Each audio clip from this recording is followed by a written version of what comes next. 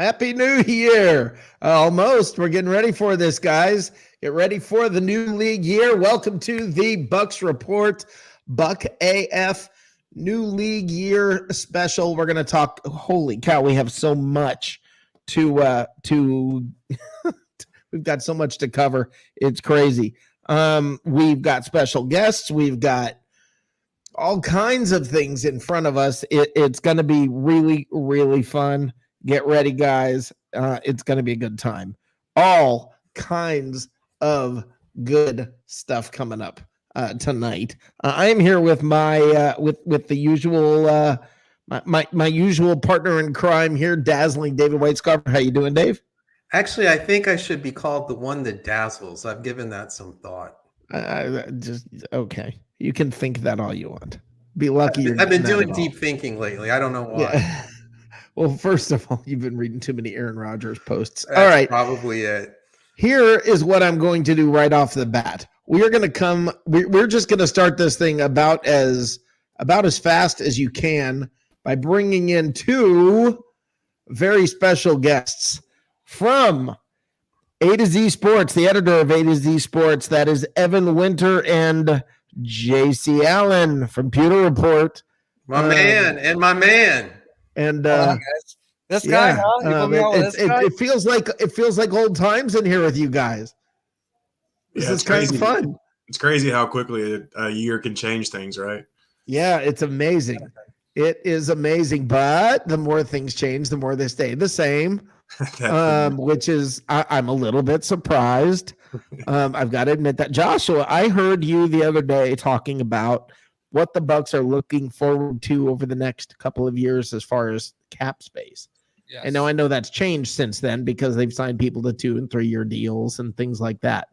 But it was pretty surprising. Tell me what the deal is with cap coming up. And let's start this whole thing off by the way, in case you missed it, Tom Brady's back. Ooh. But I mean, there's a lot more than that that's gone on over the last couple of days. Joshua, tell us real quick how does this impact looking ahead? Yeah, Bucs have been busy. Obviously, Ryan Jensen followed suit. We get the Brady news, and then Jensen to a 3-year, $39 million deal within the past 2 days. Aaron Stinney was also re-signed to a 1 year, $1.5 million deal. But then we get the news of Carlton Davis coming back on a 3-year, $45 million deal, and then Russell Gage coming in on a 3-year, $30 million deal, and then the trade, the coup of the offseason so far. I mean, the trade for Khalil Mack was amazing, right? What they gave up, but what the Bucs gave up for Shaq Mason, a 5th-round pick for a top 5 guard in the league is incredible. But pretty much what this means is if you're looking ahead, a lot of fans can be wary about,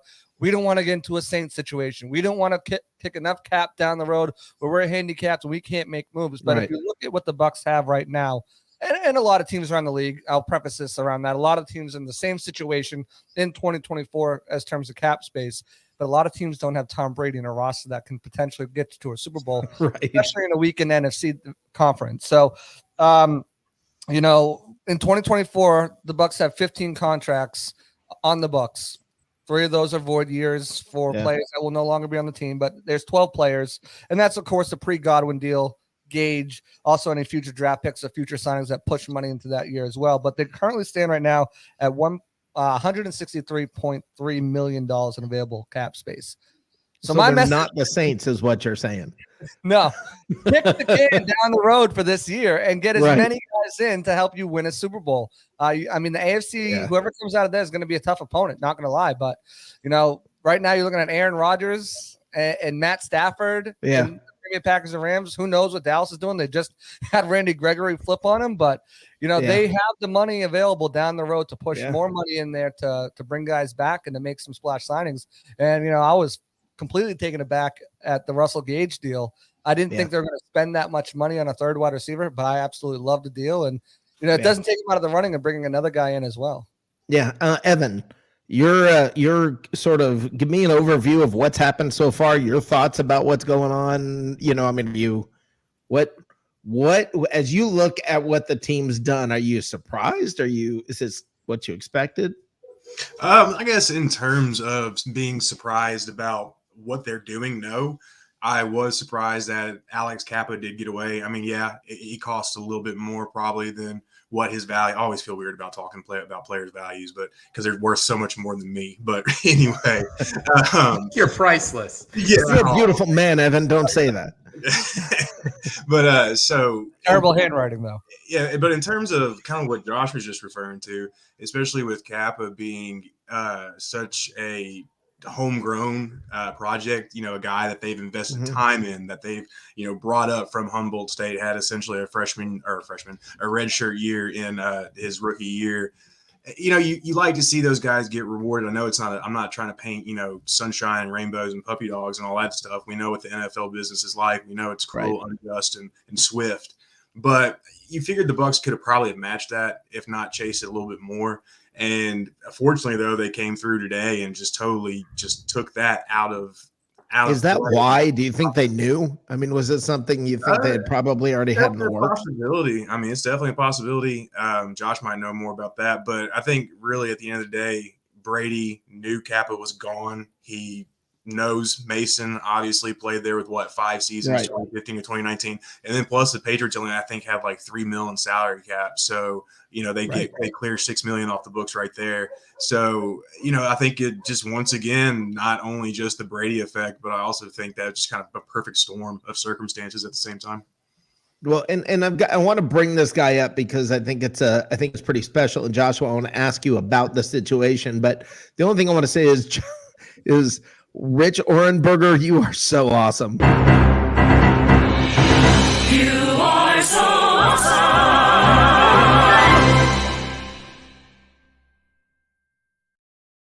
Rich Orenberger, who said there's no way, the reason Brady's not coming back is there's a rift between Arians and Brady. And, I mean, he said, I've got, what was it? Impugnable? I forgot what the word was. Impregnable. I think impregnable. That was it. Impregnable sources. That sounds almost illegal. Yeah. So Joshua, I mean, is there any buzz, any truth to No, is there anything to it? It was heavily disputed by Bruce Arians. And I don't think Brady's coming back if he's got a rift. I mean, he's got Bruce has got the red pen out, circling things, swapping things out of the game plan. I don't think that is anything. Bruce has been in his tenure right here with the Bucs, especially when Brady got a very hands-off coach. He trusts his coordinators to do everything that, I mean, maybe he should be a little more hands-on in special teams, but he trusts his offensive and defensive coordinators to get the game plan ready, and they'll present it to him. Anything he thinks that should be changed or could be altered in any way, I'm sure he makes suggestions. And that's his role, though. He's the head coach. He gets to pull out the red pen. Isn't that kind of? The head coach didn't like the game plan. Well, he's supposed to give feedback, isn't he? Isn't that part of his job? Exactly. So I think it's just it's a guy who. He's come out with some other things recently. Rich Orenberg played for the Patriots. I remember him vividly. He was a good player for them, not stellar, but solid. And, it is what it's a guy trying to make a name for himself. It was, disputed. Well, we're talking about him right now. So exactly. So he's getting the attention. Yeah. Evan, as you look forward, well, first of all, one of my favorite players on the Bucs was Jordan Whitehead. Now, there's rumors out there, either of you out, is anybody hearing anything? There's rumors out there about bringing some other players in, and that maybe, what was going on there. Are you guys hearing anything? No, I haven't heard anything that'd be substantial. Joshua? Yeah, same here. I mean, there's murmurs here and there about maybe Tyrann Mathieu comes in, or maybe Marcus May, who's drafted by Todd Bowles, who was an integral part of a system coming off a down year after being franchise tagged. Could probably have him for around 5 years. He's only receiving 1-year deal offers right now, so that's a guy that the Bucs could potentially bring in.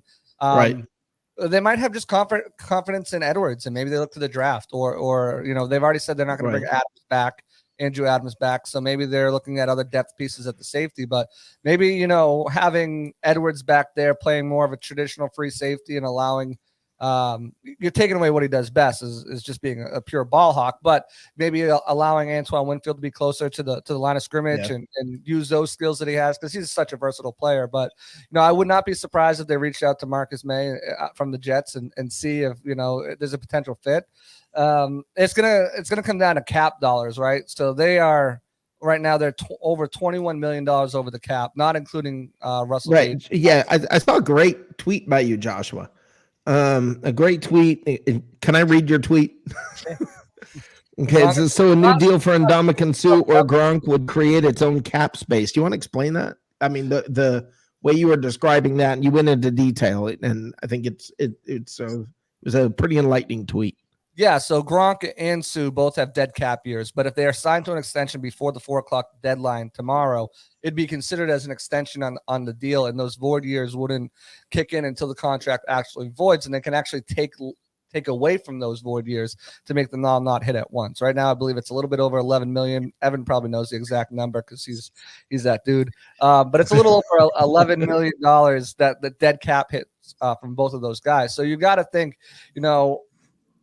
the report came out today from Cameron Wolf that Gronk is, they're close to coming to an agreement.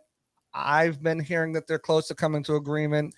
We'll see what happens. Does anybody have any doubt that the Gronk thing is going to happen? Evan, do you have any doubt at all? No. He likes that Joe Burrow guy. He keeps bringing him up. And apparently he's favored. He was at one point favored to go to the Bills, which would have been crazy. But no, man, if Brady's back, Gronk's back, and they'll probably they'll do the exact type of deal they did last year, a 1 year not prove it, but just a 1 year deal to where they'll add another. They'll probably add another void year onto it. Honestly, even though it did surprise me they didn't do a void year with Carlson's deal, but yeah, he's going to be back. Yeah. Okay, now they said that Brady may be restructuring, blah, blah, blah. Is there any shot I'm going to go ahead and ask this question, both of you guys. Is there any shot he's going to extend? I mean, and I understand he may not play more than another year, but I want his rights. Yeah, now granted, this is all just simply my opinion and what, I get from looking at contracts and all that stuff. But yeah, I mean, he can totally extend, and then they'll have some kind of clause they'll have some kind of clause in there to where he doesn't absolutely have to play, or he won't have to pay any money back or something like that if he decides to retire. Right. They'll work all that out. But yeah, I mean, if you look at his contract right now, this is the last year of his deal. So unless you want to refrain from adding more void years, then yeah, you're going to have to add another year. Well, my question, I guess, was, because we all heard all the rumors, right? Oh, he's going to San Francisco. He's going back. He wants to play in San Francisco. Was there any truth to that? No. I never believed it once. Okay. I never. Florio's an idiot.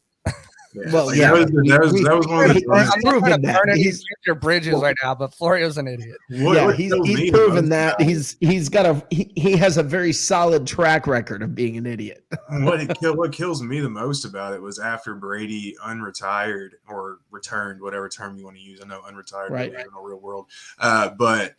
Scott Pioli was on NFL Network that night talking about how he doubts that Brady's still happy, and then even Peter Schrager, and I respect Peter Schrager, and he's usually pretty level-headed, and he doesn't very much so too much. But even Peter Schrager on Good Morning Football the next morning was like, yeah, well, they didn't look as happy at the end of last year as they did the year before.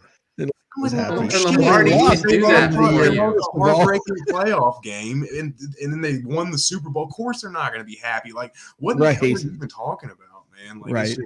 This whole riff thing is dumb, man.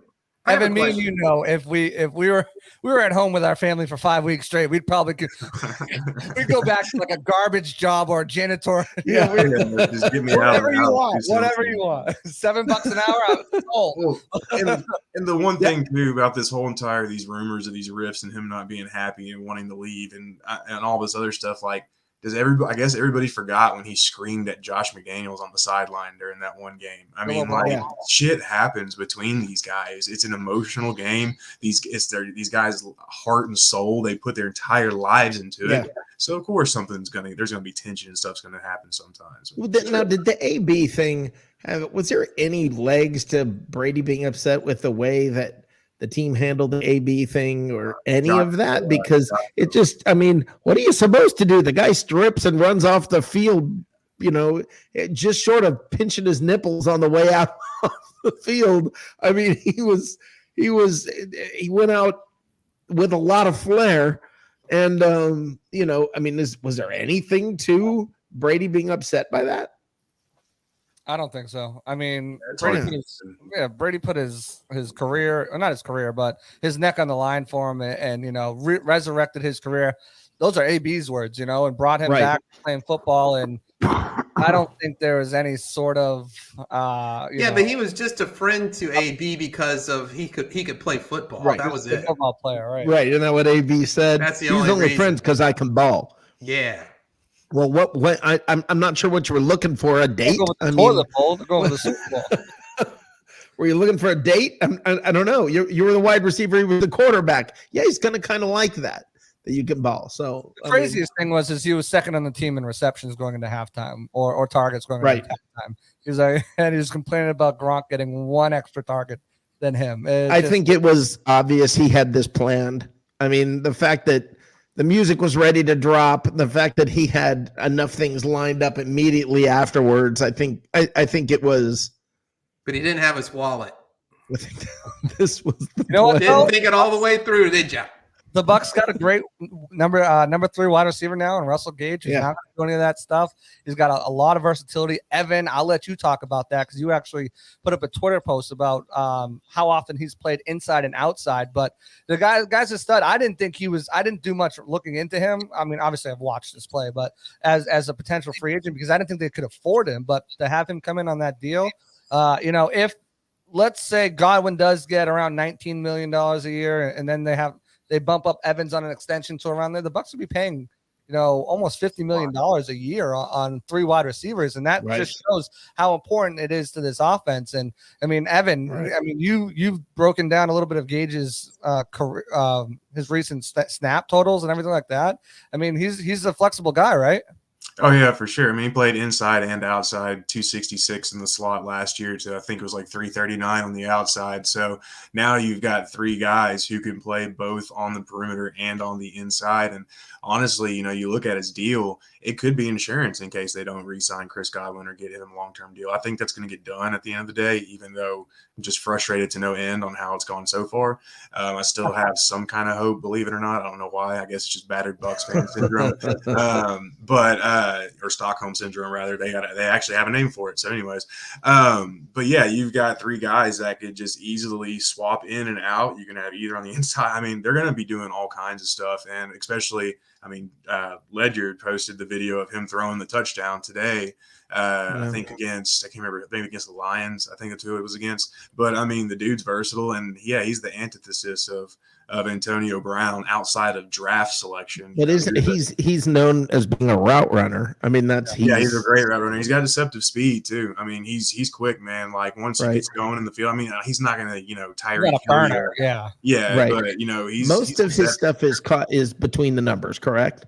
Yeah, short intermediate routes. Yeah, I mean, he's got good size though too. I posted a Twitter video of him just mossing a defender, and I also posted, and he's good at run after the catch. No, not incredible, but right. He made 3 bucks. He would be the second best run after the catch behind Chris Godwin right now. Right, Chris Godwin. He made Barrett, Davis, and Winfield all miss on tackles. So when Evans catches the ball, I start praying he goes down immediately so he doesn't pull a hamstring. So I actually want him just to let him be the possession guy, just catch it and fall. I mean, that's about all you need out of Evans where the hamstring gets hurt. Now, Brashad Perryman, Cyril Grayson, your boy Josh. I mean, are those guys any shot they're going to be back around? I don't think. I'm going to go one further. I'm going to throw Scotty Miller in that group. I don't think any of those 3 guys are on the main roster. They could come back on the practice squad, but I don't. And to answer Johnny Dean's question in the comments, I don't think this rules them out drafting a wide receiver early in the draft. I think if Christian Watson's there in the second, maybe a Treylon Burks is there in the first, I really don't rule them out. And this we've seen, right? You had 3 good receivers last year. 2 of them went down. This offense is predicated more on receivers than it is on running backs. Right. see them letting Fournette go, address the situation in free agency with the value signing, address it in the draft, and spend. They could even spend on another wide receiver. I know the guys at Peter Report are pushing for Brandon Cooks or Tyler Lockett potentially to come in here, for them to trade for one of those guys because they just fit their prototypical wide receiver. What I mean, I can see if Rashad Perryman's gone, if Perryman's gone and Scotty Miller's gone, you don't have a burner anymore.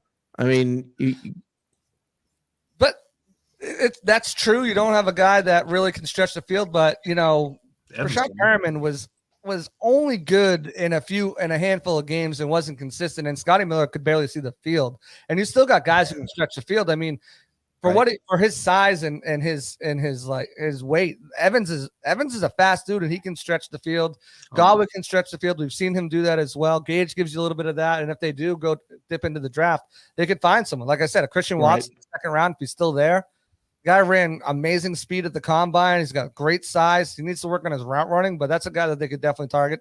Jahan Dotson's another guy that they could target. I mean, there's definitely players that they could look to in the draft, even in free agency still, that can bring that element, or in the trade market. I love Brandon Cooks. And then let's not forget Cyril Grayson's a track star, so and he's under contract for 2022. So he is still on the team. Yeah, he's got a 1-year deal. Okay. Yeah, they re-signed him at the end of the year. And I know they like him a lot. Joshua, Joshua fell in love with that guy right off the bat. I mean, that was the Bruce Arians offense is better though when it does have a true vertical threat. I mean, you get John Brown, with the Arizona Cardinals, and I think that's who he's been looking for since he's been in Tampa Bay. So it'll be interesting to see if they find him. And I'm going for Cyril. Me and Evan were at training camp, and Darden looked really good in training camp. What happened during regular season? I don't know, but most of the rookies are competing with the second unit. Well, Darden was torching the guys in the second unit so bad that he had to start going up against the guys in the first unit. And for some reason, it just didn't translate on the field. I know Brady is very particular with his rookie wide receivers, and he'll get so many opportunities. But at the same time, if he can make a jump in year 2, and hopefully that includes not falling down when returning punts and kicks, he could be that burner guy. He's got pretty good speed, and he showed that last year all through training camp. I don't know what happened. Maybe he wasn't getting consistent snaps that he was getting in training camp or anything like that. But I mean, I don't think they closed the door on Darden at all. I think they've seen enough of Scotty Miller. He's not a guy who's going to get his hands in the dirt and pick up blocks, and he's not going to make he can't. The one note. He's just too small. One note player, so I think they want someone a little bit more versatile than that, but we'll see. But like I said, I don't think they're done adding to this wide receiver room, whether that's in the draft, free agency, or elsewhere. I think they could still add another player or two. What about the running back room, Evan? I mean, you would like to see Leonard Fournette return, because at this point you just want to keep the continuity on offense. I've seen. Is there any shot of that? I mean. Oh yeah, definitely. I mean, he had the Instagram post or whatever post it was. Yeah, that he pulled down. Things to keep up with these days, but he had that a few days ago that he deleted. Once Brady came back. Right. So, yeah, I mean, right. I'm not one to so buy into a player owes the team this or the team owes a player that. It's like I said, it's a business. Everybody knows what they're trying to get out of each other at the end of the day. But he does owe the Bucs just a little bit more, because they're the ones that gave him a second chance in the first place, and then Bruce Arians even gave him another chance during the season before he went playoff running. He said, get on board or I'm going to cut you. And then they gave him the opportunity to be the lead back. So the Bucs have done a lot for him. I'm not saying do this or else you're a bad person or something like that. I'm just saying, you would think maybe that comes into the back of his mind. Who knows? But at the same time, he's got a family to feed, so I get it. Yeah, I just think it comes down to dollars and cents. I mean, the projected totals for him was around 9 to 10 million, and for me, that's way too much money that I want to spend on a running back. He played last year for $3.5 million. I wouldn't go over $4.5 million for him. Right. And that's stretching it. I'd go 6. I think he's worth more. I think he's worth what Chase Edmonds is worth. Do other teams think he's worth more? No, I don't. Well, that's the question. That's the question, because Chase Edmonds and John Connor and those guys signed quick. I think you can potentially get the same production out of a guy like Melvin Gordon at a cheaper number than you could get out of Leonard Fournette. You still got Keyshawn Vaughn back there. I think they address the position in the draft where there's a lot of good players who can contribute. Maybe this is a deep draft when it comes to that, right? Yeah. Oh, yes. Yeah. I mean, not like Yeah. as a number one guys. I mean, you got Right. Brees Hall, who's probably at the top of your board. And then after that, there's a bunch of guys that I think could really come in and be solid contributors, probably in the late second to fourth round, even Right. maybe fifth round, Evan. You could probably get a solid running back who's going to contribute this year. Maybe not be a starter or workhorse.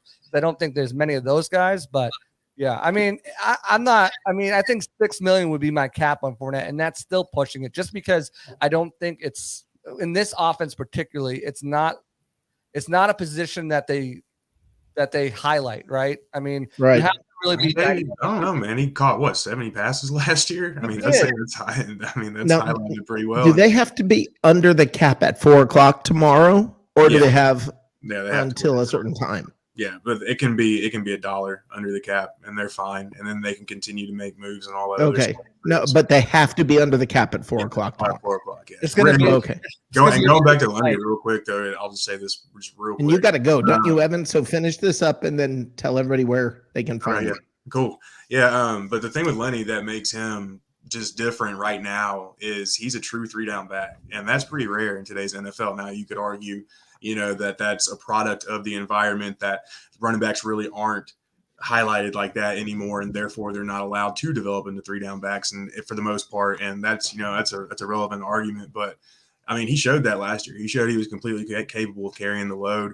And when it comes to roster management and just the construction and the cap dollars and cents that we're talking about, you want to minimize as many repetitive positions as possible in terms of paying guys. Like if you can have 3 running backs in Fournette, Keyshawn, and Gio, because Gio could spell them on third down as well whenever he's tired. That way you're not killing him too much on the field. Then that helps save money at that 4th running back position that you could then allocate elsewhere. So, Right. but that's what I see the value in Leonard, and I think the extra $1 or $2 million would go a long way in helping Okay. that way.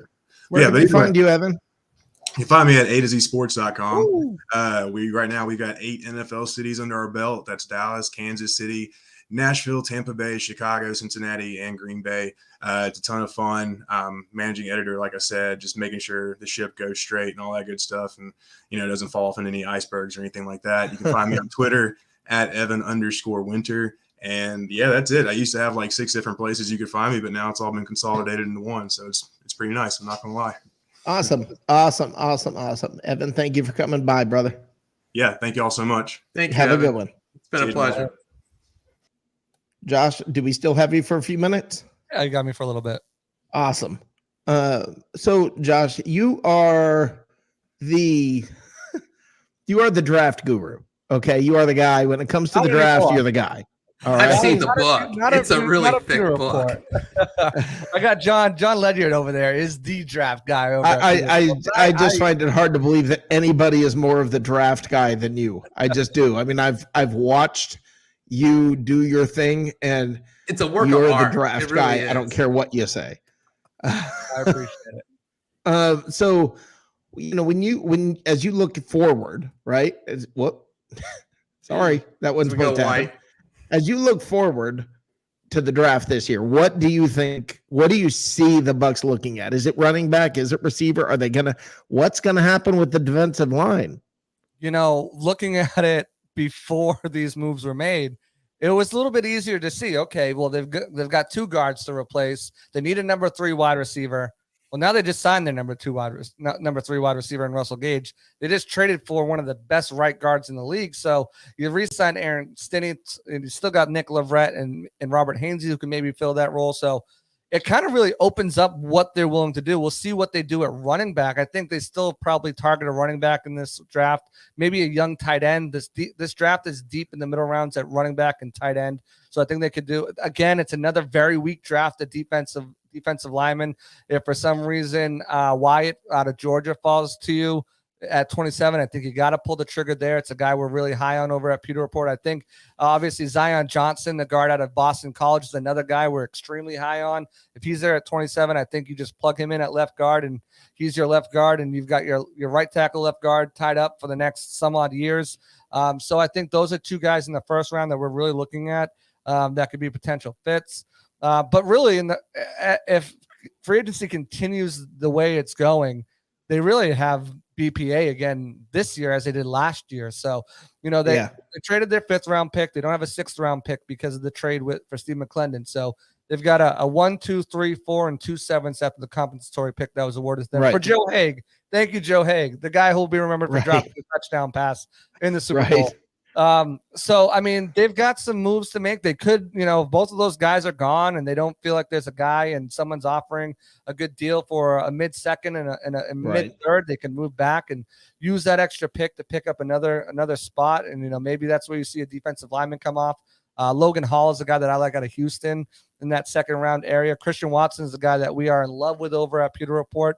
Definitely needs to work on his route running, but has all the traits the Bucs normally look for in wide receivers: speed, skills, height, hands. His cone time was good. He was tested as one of the best wide receivers to come out of the draft since Calvin Johnson. So, not saying he is him, but he's a very talented player. That guy was pretty good. Yeah, he's all right. Running back, you've got plenty of players there that you could target as well. A guy like Isaiah Spiller, if you want to go early. Breece Hall, who's consensus as the top, running back in the draft. Spiller out of Texas A&M, one of those dual guys. James Cook out of Georgia, as Christopher Cole mentioned, is one of those dual threat type of guys. A guy that I'm high on, Rashad White out of Arizona. Tyler Algier out of BYU, which was brought up. Another guy out there as well is Florida's own Damian Pierce. So maybe that's a guy you look at. What's going on with Sue and JPP? Now, I know you've talked about Sue. We talked about him a little bit earlier. Re-signing him will open up cap space. It'll, in essence, our cap space will drop if we re-sign him. But, it's Sue's in one of those tricky positions where he's been known as a mercenary, and he's gone to the, from team to team. He's stuck with the Bucs the last couple of years. Right. Obviously, because Brady came in. Before that, it was because of the money. But he's set himself up very well financially outside of football. So if he retires, he'll be all set and no worries. But if he is coming back to the Bucs, and I'm sure the Bucs have been in communication with him and saying, hey, we'd like to get something done now before the 4:00 deadline. That way we can keep that cap space instead of having dead cap hit. Because if he does sign after the 4:00 window tomorrow, then that dead cap space would hit, and they'd be paying him his new contract on top of the dead cap space. Right. Which is something they don't want to do and takes away flexibility from them for this roster. So as far as JPP, torn rotator cuffs are tough. I think it really depends on him and what his mindset is. Joe Tryon's ready to take that step, I think, as a starter. I wouldn't mind them bringing in a guy, to maybe split the load with him, like a Zadarius Smith from Green Bay who just got cut, or one of those guys. But, I think JPP, he's a dog, right? He doesn't want to come off. He says he's coming back playing somewhere next year. Exactly. And he's a dog. He doesn't want to come off the field. I don't know if he'd be fine taking the back seat to Tryon. Offered plenty of praise to him. But again, JPP, torn rotator cuff, don't expect anything to happen soon or early with him. I think we're looking for right before training camp, maybe late June, early July is when he's somewhere. But I think that's what you're looking at with a JPP right now. As far as Sue, who knows what his mindset is? I know him and his wife are very happy, and they've got a home in Tampa. They're very happy. His wife loves Tampa. Does he want to stay and play another year? I think we'll get some more clarity to that within the next, 12, 4, however many hours it is from here to 4. A little under 20 hours, 24 hours, something like that. So we'll get a little bit more clarity there within that, because I think the Bucs will be, hey, if you're going to play, let us know sooner rather than later. Because we got to pay you double on this year's cap. So might get a little clarity from here. He has told Bruce Arians he doesn't want to play another year. So he does? Yeah.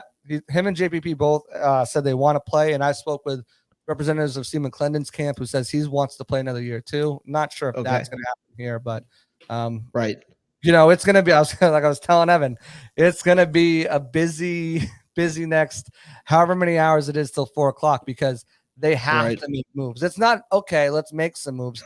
They have to make moves to fit these deals under the cap. Right. And right now it's $21 million, not including Russell Gage, who Evan Winter, if check out his Instagram, he did some chicken scratch work to see what it could potentially be his hit, which would be about $4 million, which puts him at $25 million if that is in fact a number that's close. So $25 million, you got to get under that, and you got to make some deals. So hopefully that starts with Godwin, extends to maybe a Evans extension. Maybe Boy, it goes. the Godwin Obviously, thing would be huge. a Cam Brate restructure should be happening. Yeah. He's set to make over $7 Right. million. Dead cap Right. is 1.9. He should come back around that 1.9, wipe the rest of that out. So he's not Right. playing for any dead cap hit. So that's what I'm looking at. Smith so far, I've reached out to representatives. They haven't been approached about an extension or restructure yet. That could change at the drop of the hat. Right. BPA we already saw was restructured. Shaq Right. Barrett is that should be coming down. I wouldn't be surprised if that breaks sometime tonight. Okay. If not early morning. So all those things are in the pipeline and could be happening soon because you've still got holes to fill and you still got Yeah. moves to make and you still got guys to bring back. Yeah. Again, How is this team in your head? How is this year's Bucs team compared to last year? well, as of right now, you've got some holes, right? And I think Mhm. I mean, you just think if Ali Marpet didn't retire and you had Shaq Mason because he is an upgrade over Alex. You Kaplan, probably wouldn't have gotten Shaq Mason. you Right. probably wouldn't have Right. gotten Shaq. But if Ali does unretire or return at some Right. point, you've got It's been known to happen. yeah, just a little bit. You've got one of the best offensive lines in the league right now. Yeah. It could be close to that, especially if you grab a guy like Zion Johnson who's plug and play ready. But I think this team has a legit shot at the Super Bowl already. You got Tom Brady back. You brought a guy. You brought your number one cornerback. You brought one of the top centers, if not the top center in the league. You brought in a fantastic number 3 wide receiver. Gronk is most likely coming back. I think on offense, you have enough pieces to really go out there and be able to compete and score enough points. And on defense, while the loss of Jordan Whitehead hurts, and you certainly need to make moves on the D line because all you have is Nacho and Vita Vea right now, Right. And some future draft picks and a Benning Potoa'e and Kobe Smith, who I don't know why is still on this roster. But, I mean, you got to make some moves there. But I think this team constructed and the way I think it will be constructed is automatically a Super Bowl contender this year. You're really looking at this. I see really only Green Bay and the Rams and potentially the Cowboys as really strong threats, right?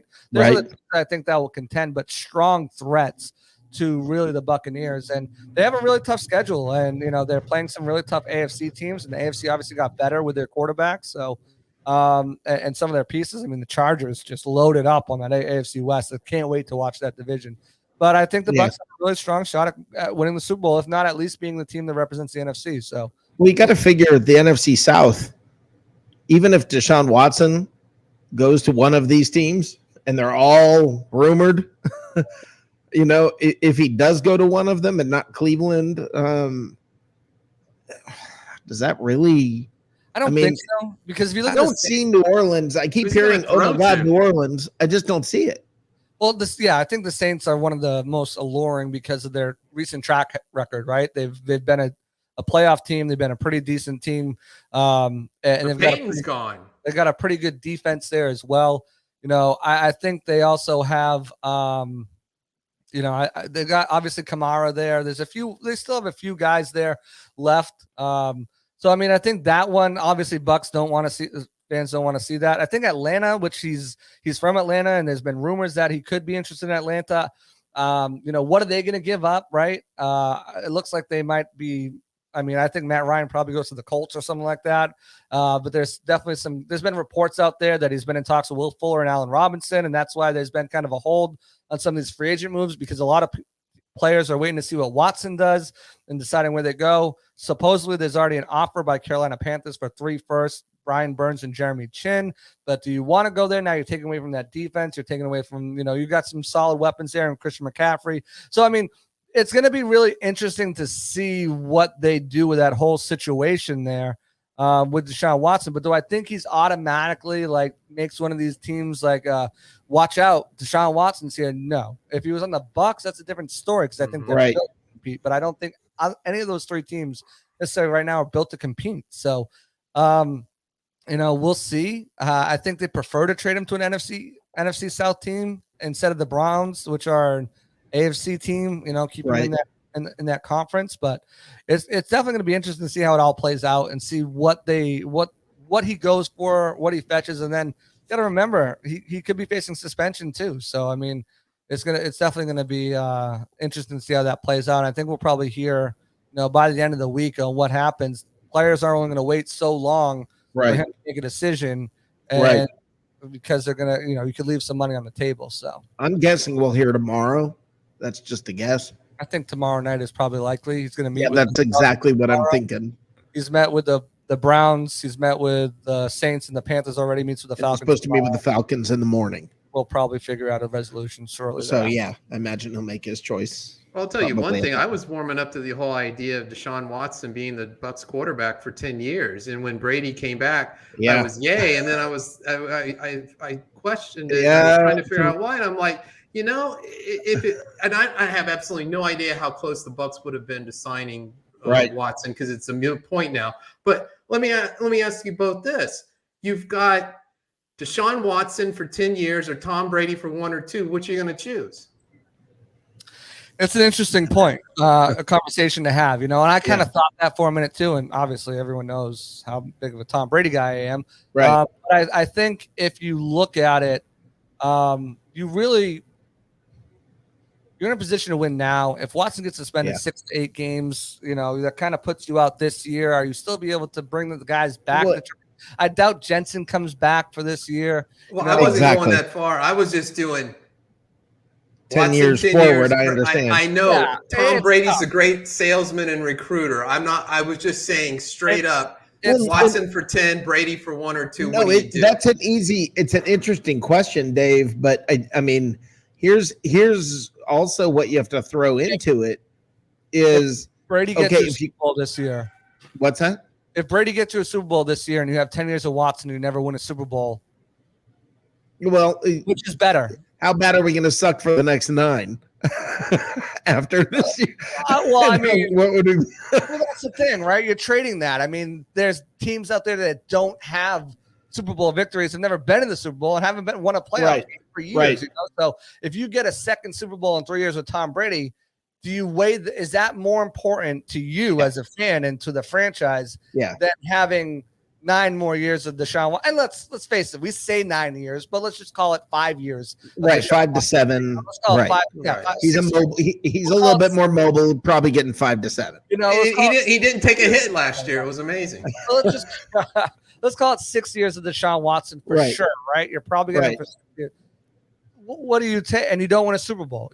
Would you rather have a Super Bowl with Brady? And that's not promise. Would you rather have 6 years of Watson? It's a difficult conversation. A lot of people are, how would the legal stuff is the biggest thing, right? I mean, Dale Mabry is littered with strip clubs and massage parlors. Anyway, you go in Tampa, if you see the word massage and not like Serenity massage or like, this and that massage, if it just says massage on there, it's an Asian massage parlor, and you're probably going to be able to get a happy ending afterwards. So you want them in that type of environment. Like, I'm not speaking from personal either. I'm just Sure. Oh, I didn't know any of that. Wow, thanks for filling me in. But I'm just saying, like, do you want them in that environment? I don't know. And that's again, all this is alleged. It doesn't look good when there's 22. If it was like 2 or 3, maybe they're colluding. You got 22. I don't know. I don't want to get into legal ramifications. I've stayed away from that forever. But that's a tough question to ask. I mean, you got split in the chat right now. But some people say Watson, some people say Brady. I mean, what do you do? I think it's a moot point now, but it came to me rather quickly because I was warming up to the idea of Deshaun Watson coming to Tampa Bay. Well, it's a fair question, and it's an interesting question. So yeah, I got the same things going on in my head. Yeah, I hear you. Josh, I've got another guest coming in here. I don't know if you want to hang around. I don't want to keep you if you want to go. Yeah, no, I mean, I'll hang around for a couple more minutes. I do got to get going soon. Okay, well, you know what? Because of this special guest, because of what he's done, he's got a song out here that I'm going to play. He's got a video out there, which, Joshua, you've done this on your own. So we're going to talk about that. I'm going to bring him in here. Why don't you go ahead and tell everybody where to meet you? Or where they can find you. Twitter, JC Allen, NFL right there. That's my handle. Make sure you go and follow me for all updating news. I'm not just a source for Pewter Report, but I also got all Bucs news out there, whether it's Pro Football Focus, Buccaneers themselves, breaking news around the league, about the Bucs. I'm your one-stop shop. If it's about the Bucs, it's going to be shared on my page. So go check that out. PewterReport.com, obviously, where we have all of our articles, where we've got a live tracker there. Anybody that gets signed, whether it's the Bucs or to a different team, we have on the tracker there, so you can keep track of that. Obviously, articles coming out all the time. We're pumping out content. We're pumping out the most content out of any other site in Tampa Bay. That includes newspapers, that includes national, whatever you want. We have the most apprehensive coverage right now in Tampa Bay. Not to take anything away from BR because they're my roots, but definitely got a bunch of stuff going on over there. Pewter Report on Twitter as well. Check us out there. Yep. And other than that, Rick, thanks for having me on. It was great to be on with you. David, I'm still not seeing that Levante David. It's prominently displayed. Where is it? Where is it? I'm saving it for a special occasion. It would look good behind Dave, but you'd look good back here at Bucs Report. So, okay. We don't get either one. So, all right, other than that, guys, it's been a blast to come on here, and I'll play myself out. Yep. Take it easy. I appreciate you being here. Pleasure as always. Awesome. And I want to make awesome. What, Dave? I was going to make something very clear. I love Thomas Edward Patrick Brady Jr. That was not the issue. No, there's no doubt. I love him. I've said behind this mic that if he really retires or when he does, we should just say thank you. Thanks for teaching us how to win. I love him, but it did come through my mind from a business perspective. What would you do? Well, speaking of Thomas Edward Brady, we're going to bring a guest on now that Grammy award-winning musical art. Well, okay, maybe not that part's not true. Future Grammy award winner. We are going to bring on Austin Walker. Hello, my friend. How are you doing? Brady's back. Brady's back. Brady's back. I am about to play that video so everybody can see this. I love this. It's a lot of fun. You worked in a lot of little twists on this. I love it. So let me play this for everybody.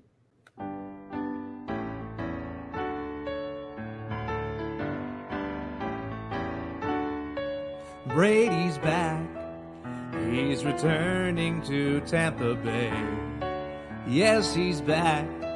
And that's something I thought that I'd never say.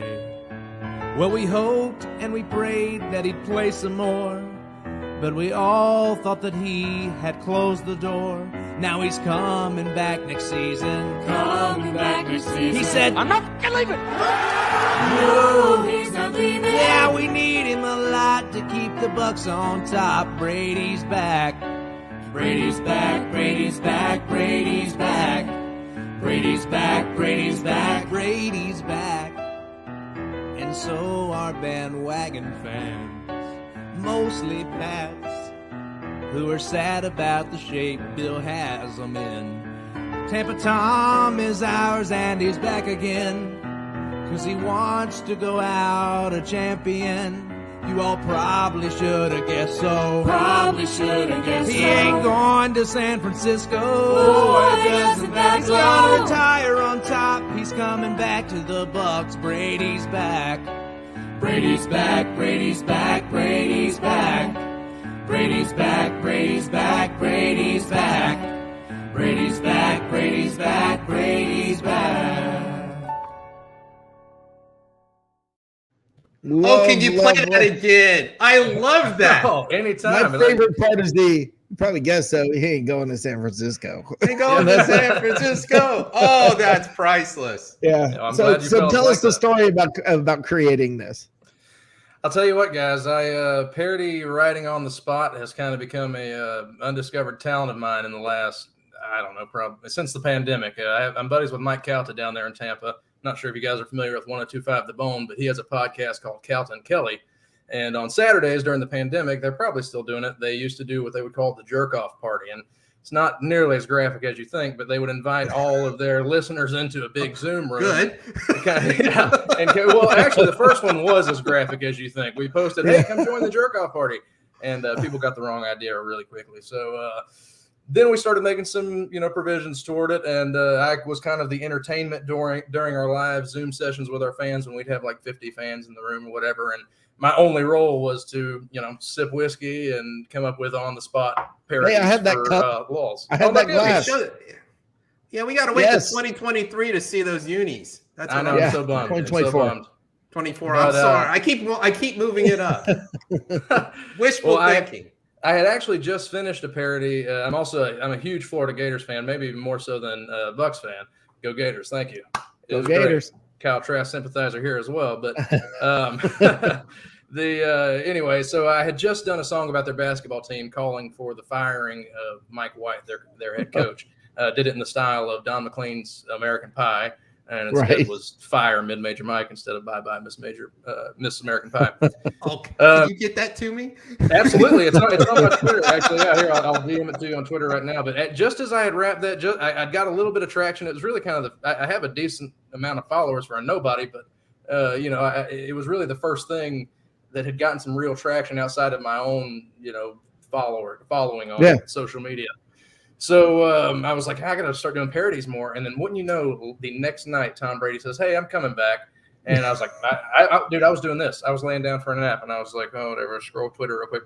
Oh, my God, Brady's back. I got to write a song right now. And, going through tunes in my head, like, Baby Comeback doesn't work. That would have worked. It would have been great a month ago, but it doesn't work right now. Right. And then the Welcome Back Kotter theme, one of my favorite tunes of all time by John Sebastian. Yeah. You're not old enough to know about Welcome Back Kotter. I know about everything musical. Musical, TV shows, movies is kind of my bag, man. Okay. It's an age-defying thing. Well, excellent. I wanted you to know. I wanted everybody to get a chance to hear that. And I'm sure I'll play it again before the night's over. But please. That was good. That is a lot of fun. I just DM'd the Fire Mike White one to you. The Fire okay, cool. Thank you. Thank you. I'm that to me is, I mean, this is what it's being a fan's all about. It's just having fun with it and having a good time. And so many people take it all so seriously, and they get all bent out of shape and they freak out, and it's like, listen, guys, it's football. I mean, really? Well, it was really nice because the Mike White one, granted, a little more controversial. Now, Gator fan all my life, I would expect most Gator fans to agree, like, hey, 7 years of losing, not doing great. That might be a good enough track record to say, see you later. But I believe it or not, I got a lot of flack on that video. I guess just because of the, kind of mean nature of it. It's a little more mean than this particular ditty. But when you're replacing the guy whose name is on the court, it's not a good situation to be in. You're probably, It's like you don't want to replace that guy. You just find a guy that's getting you to the championship every now and then, not bowing out in March and seeing you next year. Right. Well, I mean, that's all. By the way, you were talking about 105 The Bone. We actually have someone from 105 The Bone. Johnny B is coming on here in a little while. Cool. So, love Johnny B. Yeah, Johnny is hilarious. That's a good guy. But yeah, we've got all that. But I wanted to share this, and I wanted everybody to sort of get the whole vibe from you and what you do and all of that. Where can they follow you? So I'm at the Austin Walker across the board, and I'm living in Los Angeles right now, but I'm born and raised in Polk County in the Lakeland area, Auburndale, Polk City, and I am very much a proud Florida man. Everywhere I go in LA, you can sort of tell with that shirt. Yeah, I try to exude Florida man. This is actually one of a shirt I designed and sell on my Etsy. Nice.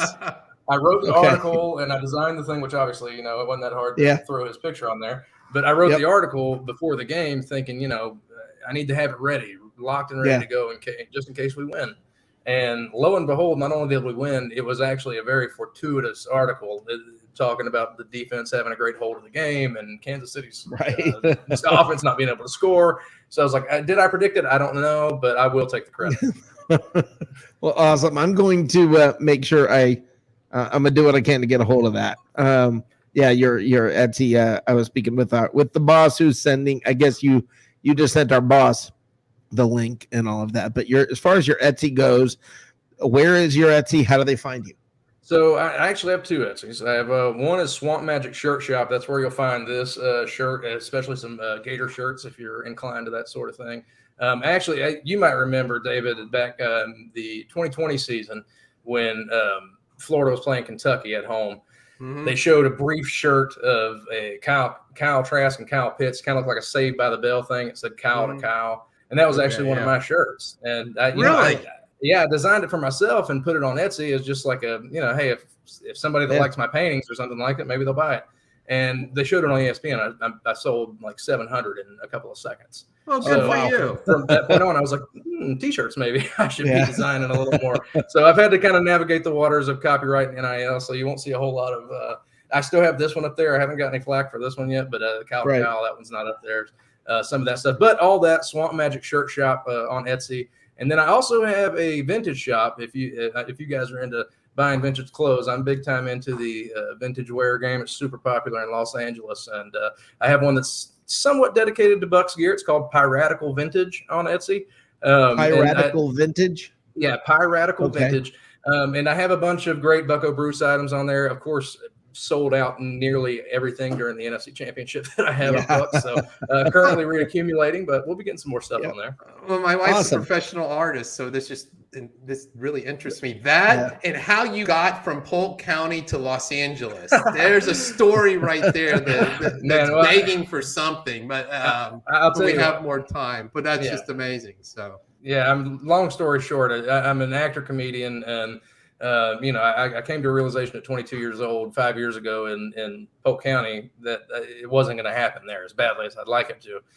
So 2 weeks later, I packed up my car, moved out to LA, lived in the car, lived in the van, lived in a church. Now I have a beautiful girlfriend who lets me live with her, thank God. But it's been a rocky road, and currently just got accepted into the Groundling School of Improv, which is where a bunch of SNL guys started. Oh, wow. So, good for crossing you. My fingers on that. Thank you. You got to be riding that wave hard. So maybe I'll see you guys again on the big screen someday. That would be awesome. That would be awesome. I know him. I've talked to him. Austin Walker. I've asked him questions. We're getting some major views on this podcast. Yeah. Thank you, my friend. Thank you for coming by and sharing that with us. We'll play again before the night's over and then absolutely point everybody in your direction. I'll play myself out right now. Excellent. Brady's back. Brady's back. Brady's back. Brady's back. Brady's back. Brady's back. Awesome. That was fun. That was a lot of fun. Now we got two more guys. I got two more guys here who are ready to go. And let's get them in here. Matt from OKC and JT Olson. How are you guys doing?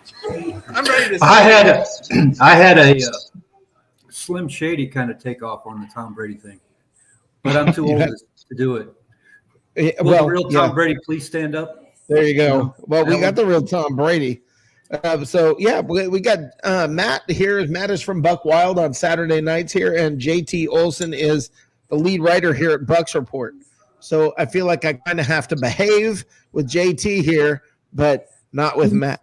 So I don't know. I'm not sure how to navigate through this and still don't worry about it. I don't even want to know what that is. I can. It's the cookie brownie thing for the new year. Okay. Celebratory cake for me. I'd send you one, but I'm still waiting on a T-shirt. Oh, didn't need to go there. Nice. He's going for the T-shirt, man. Yeah. JT, talk to me, brother. Talk to me. First question, where were you when you heard the Brady news? I was making dinner here at home and trying to figure out my March Madness bracket. Stoked that Michigan snuck in the tournament somehow. And, I thought I'd put my phone down for an hour, make some dinner, and kind of take it all in. And wouldn't you know it, come back. Brady came back. Oh, so it was during that hour? Yeah. So the one time I'm off Twitter right as it broke. Oh, that's funny. That's funny. Matt, where were you? I was sleeping. I had been up with the boys late the night before, and I got up early to take my kid to school and do that nonsense, and it caught up to me late in the afternoon. Yeah, taking care of kids is such nonsense. Dave was at an Orlando Magic game. Yes, I was. Anything less entertaining? It was an overtime game. It was awesome. I thought you guys were scamming. I thought Keith had just popped something up, and then I had to read it, and my heart dropped really. I was getting out of my car. I got my arms full of Arby's and, work stuff. And I'm getting out of my car and there's a message. Tom Brady posted something, which he hadn't been doing for a little bit. So I just clicked. My phone was sitting on the roof of my car while I was piling everything in my arms, and I just clicked to read it. And I read it, and I was like, I think somebody posted something about this. Hold on. So I shut down Instagram, opened it back up, went to Tom Brady's Instagram, and was like, holy crap. 5 minutes later, I was live on the air. Somebody hijacked his account. That had to be. Yeah. So, wow. Can I pose a question, Rick? Let me make you think just a little bit. Last year at the end of the year, everybody in sports media was trying to retire the man, and they cut his legs out, retiring him early. And then they waited 3 days. He's not said anything. My family doesn't know anything. My coach doesn't know anything. Nobody knew anything.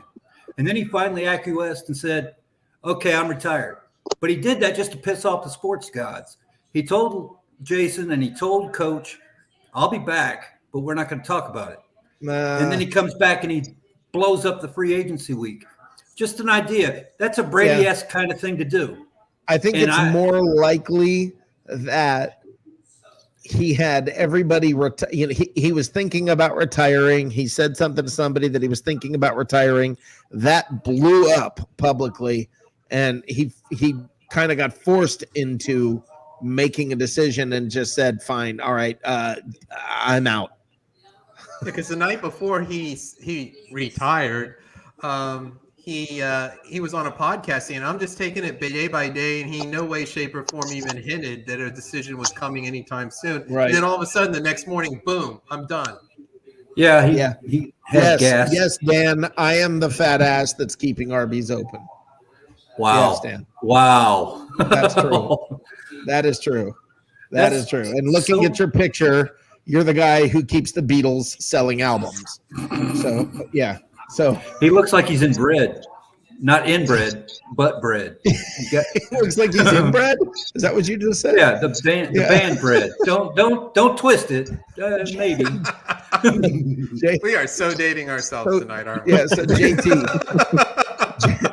JT, as you scrambled and you all the articles and everything that's taken place since then, Dave brought up an interesting question earlier. Dave, why don't you ask it of these guys? Okay, Brady's back. It was like there was some euphoria, like Bruce Arians said, that's exciting. And part of me was like, And I figured out what it was. It was like I was getting really used to the idea of the Bucs going after and securing Deshaun Watson for an extended period of time. And I asked the question to myself and to others. I'm like, if it was down to and I realize it's not. And I love Tom Brady. Don't get me wrong. But I'm talking from a purely business standpoint. If you have the choice of 1 or 2 years of Tom Brady versus 5 to 7 or more with Deshaun Watson, which one do you choose? I'm with you, David. I said the same thing on Ray's show last night. You shut me down for being a nanny negative. But it just – well, he was on a high. He's talking all about great Brady and suck up and everybody's perfect. I was convinced that we were going to be on a 2-year rebuild and we're going to build for a 5 to 7 year plan. The John McKay thing. I got a 5-year plan because my contract's 5 years. I like that. And it was something I could accept. I've said this to you before, Rick. I don't enjoy watching us beat the crap out of other teams every single week. And I understand why now, because my stepfather used to play Nintendo with us, but he'd always know these little trick codes, right? And he'd always plug those in for him, but he wouldn't ever tell us what he's doing. He never lost a game. I wanted to beat the man's ass as soon as I got old enough to do it. And I kind of come back to that. We've got the super code, right? It's like Tecmo Bowl. You got this super quarterback that can do everything, even run at 44 years old. I'll take it. But we would have had the same thing with Deshaun Watson, theoretically, if he stays the same as he is right now, and we can put together a line for him. I guarantee you, we'd win almost as much as we do with Brady. Well, all right. Now, JT, do you agree with that? No, I think I'll go on the other side of this one. I'll stick with Brady. Okay, tell me why. I think one is the cost to get Watson. The starting point sounds like it's 3 first-round picks, and when you're trying to build a $35 million contract, you need that young, controllable talent. Secondly, I don't think you get a lot of the young core coming back with Watson because you're losing so much. So I think you lose Carlton Davis, who's probably the best player in the back seven right now. So yeah, I think 3, 4, 5, 6 years from now, you might be in a position to contend with Watson, and he'll be really exciting until then. But we're in a position to contend with Brady right now because you're not giving up all the facets to get him. So here's where I'm going to agree with you, JT. And I'm going to agree-ish with you. Okay, all things be it equal. Yes, you probably would want Deshaun Watson because you've got the future with him. However, all things are not equal. With Deshaun Watson, you probably don't have Ryan Jensen.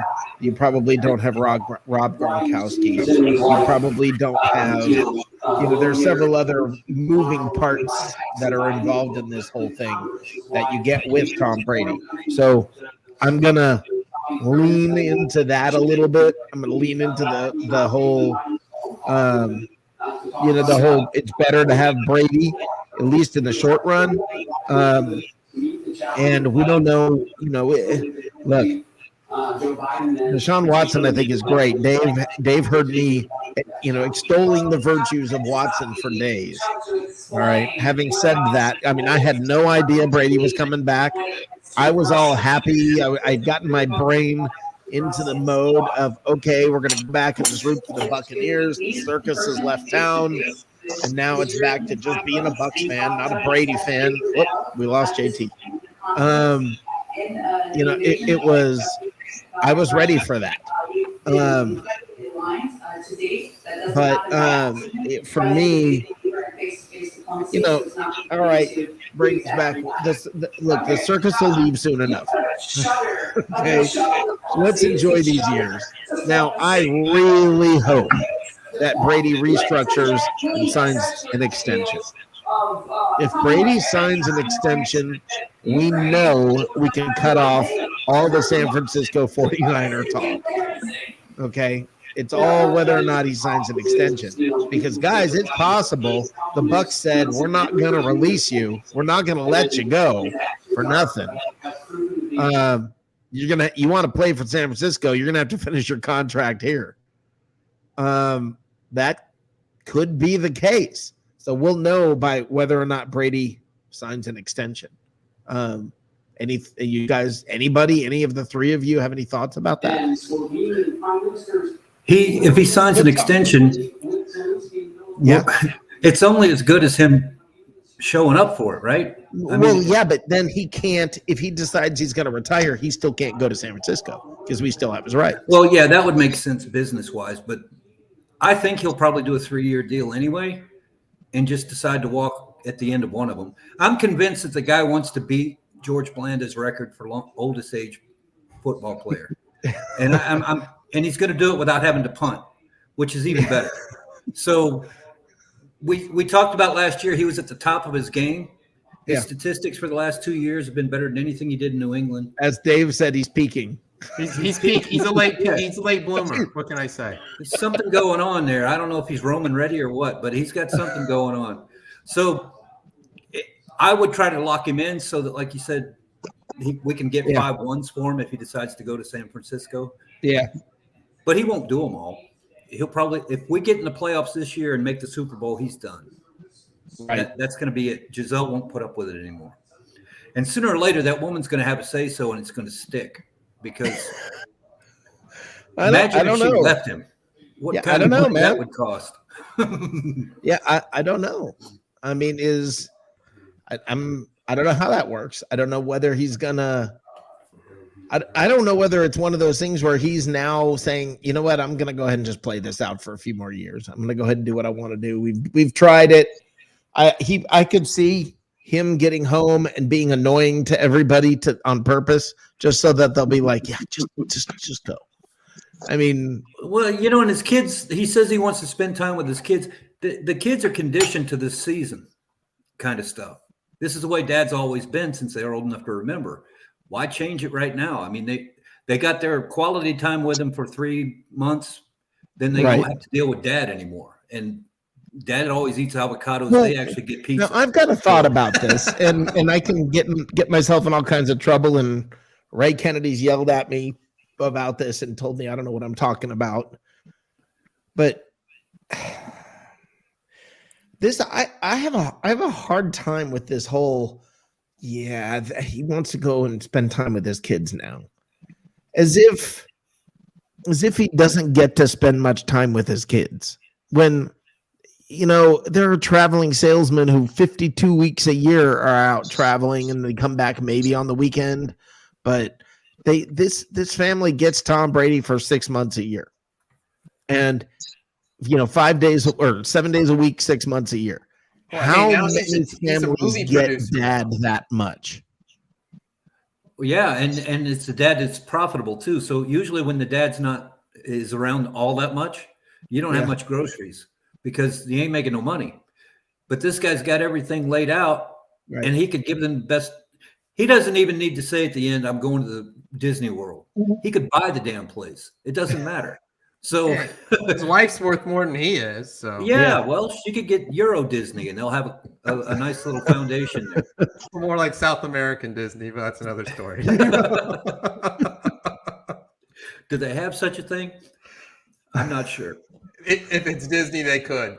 Did I run the guy off that was with us here, JT? No, I'm not sure if he's there or if he's not there. We lost the picture and then he's muted, so I'm not sure. Oh goodness! Yeah. Maybe So he's having the wife telling him he's not going to be. Yeah, she's yelling at him now because that guy on there is saying, the family time thing isn't that important. Get off of there. There you go. Yeah, I mean, I think family time's important, but I honestly believe football players get more time with their family than most people do. And it's quality time. He's producing movies now. I mean, that's got to be time consuming. Starring himself. How egotistical is that? I'm going to play Brady. I bet he Well, can do it. It's got Lily Tomlin in it, doesn't it? Yeah, Lily Tomlin. What's she from 9 to 5 or something? I mean, yeah, she's like 95. One ringy dingy, two ringy dingy. That's who I thought she was. Yeah, the operator lady, right? Yep. Yeah, I got her crossed with Ruth Buzzy. Ruth Buzzy was the one that sat on the bench with my gosh. Ruth Buzzy. We are so dating ourselves. Wow. Some dude in here said, let me see, you're Dave Buzzy? Manfield guy. He says, What did I'm he the say? guy who asked, he says, I'm the guy who asked you for Mary Jane at the State Fair Music Festival featuring Leonard Skinner and 38 Special. That wouldn't be a bad show, except they're dead. So anyway, well, there's yeah. He's still mad because I said he was inbred. And remember, he's the same guy who called me a fat ass that keeps Arby's open. So Well, I eat Arby's every time I get near him. Yeah, So. Dan Manfred is. This is look at the whatever, dude. I mean, he looks like he's inbred. I'm just telling you. It does. If a picture paints 1,000 words, then why can't I paint? That's calling him inbred. Oh my God. So you got me on here and I'm all sugared up and I don't know what to say. I'm trying to get even with you for the other night. That's what's happening. So are you? Well, yeah, we kind of came into your show and turned it into chaos. It was fun. That's what I do. tried to stick to script, but it was difficult. With the Yeah, people I was working kept moving on you. That's the thing. It was moving on you. I did not try to stick to script, so No. there was no. It was a lose all around. So you've said Whitehead was somebody we absolutely had to keep. No, kept I him said in I New York. wanted him. Over somebody else, I guess. Well, no, So he was one of my favorite players on the Bucs. I didn't say we absolutely have to keep him. Well, somebody, maybe it was Ray. I'm just concerned because when I saw that today, I was like, what the hell? Him going to the Jets, that leaves a big hole in the back, doesn't it? Or is Well, no, I mean they have others to step into the role. I thought he was the bell cow back there. I thought he was when. No, he got injured for a good part of the year. Right, and then they brought in Sherman, and he got injured for the best of the part of the year. Well, but he wasn't even the starter. Whitehead's not even the starter. So I mean, they're look. Here's the deal. Just trust Jason Light. Can we all just? Oh yeah. Can we absolutely. all just stop with the second guessing of Jason Light at this point and go, yeah, whatever that dude says, I'm good. Let me add JT back here. Yeah, can we all just whatever Jason Light says? Can we all just go with it and say, yeah, okay, you win. You know, whatever you want, Jason, you're right. I mean, that just seems that seems like the most obvious and right thing to do. I mean, when I started here at Bucs Report, one of my very first things, my first rant ever was a Jason Light rant about everybody calling for fire him.